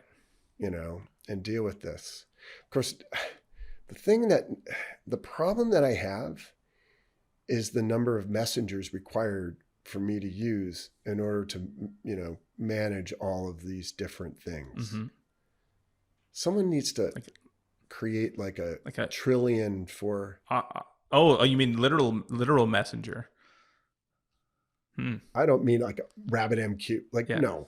I'm talking about SQS. No, I'm talking about literally when I talk to my guy in France and I talk to this other guy in Chicago, I got to use Telegram to the guy in Chicago, and I got to use Slack to the guy in France. Yeah.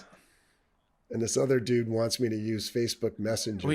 Again, it's really simple. We already had this NNTP, IRC, and maybe email, and it's all solved.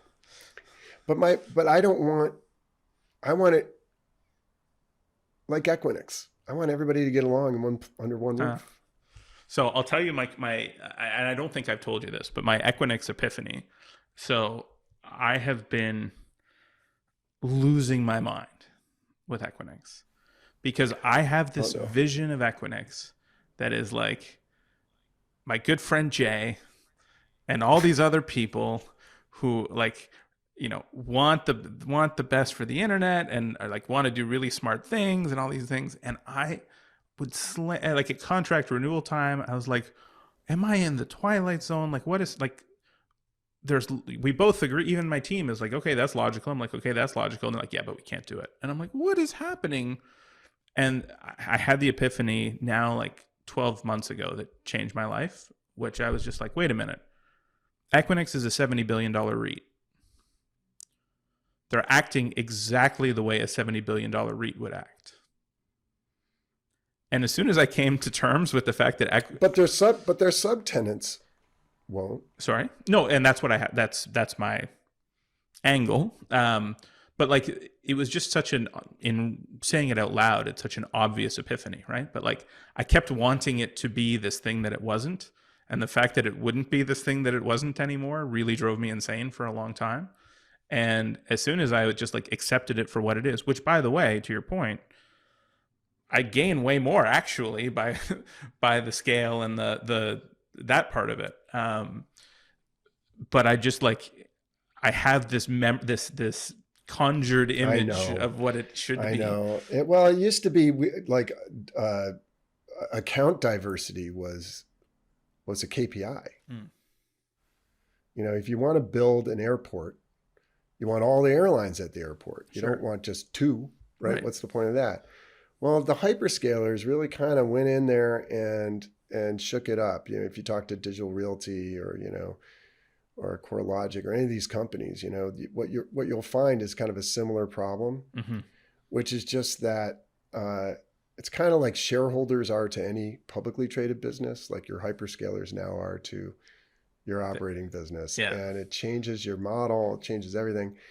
And so that's kind of why the orchestration stuff and the auto provisioning stuff, it in my way, that becomes their differentiator then. And then somebody else who's good at, the interconnection, whatever part, Equinix still does a lot of that, but what I mean is like, it's there's definitely a separation that happened at a certain point philosophically. Yeah. When, huge percentage of your revenue is coming from a small number of players. Sure. And that's the real question is, can we adapt to that, right? As customers and consumers. The other thing that I think is maybe good about this is that power is the problem. There's not a day that goes by where I don't feel literally guilt about that. About the power that data Equinix centers consumes. Yeah. And data centers in general. And like, and I feel it every single day. And the nice things about these big companies is they can make big decisions and they can have massive influence by doing things. I read an article yesterday that Equinix is doing hydrogen storage power. It's technically all the above. I mean, a hydrogen fuel cell. Yeah. That would be basically your backup power or your primary power, depending on the case. I don't know enough about it to know the pros and cons and what is involved in getting the hydrogen, all that kind of stuff. But it's those kinds of moves that are going to make a difference. And when you look at all like the smaller players who just can't afford to, sure, so that's one nice thing that comes out of it is the innovation but you got to let a little bit of that guilt go too, though. Well, I didn't invest in Bitcoin, so it's not my fault that they're mining all that crap at Equinix. It's not. I have nothing to do with that. Although now it's different, right? Because proof of stake. Yes. Now you can get back in. No. I seriously, like I'm very proud of all of the things, Equinix, Dig, everything. Yeah. Vision 3, Opsmatic, which you probably use and don't know it because it's New Relic. Yeah. Like all of the companies, and my departure from that like new startup every 3 years world does not mean I don't love it and I don't want to interact with it, it just means that my time has come to Don't say it. kind of, I'm not Don't say riding it. off into the Don't say sunset. it. Don't say it. Don't say it. Don't say it. Don't say it. All right, Jay. Thank you for your time. Thank you for your wisdom. And most of all, thank you always for your friendship. Oh, you too. And I seriously wouldn't be here without you, and you know it. You saved my life on many occasions, and you continue to do so. Good luck with your new parenting. And Thank you, sir. we'll see Love you, man. Love you too. Another round, so much more to talk about. Gonna aim to satisfy with help from cachefly. Get to it fast. Right here on the Anycast. Make it strong, make it last. Right here on the Anycast. The Anycast podcast, brought to you by cachefly.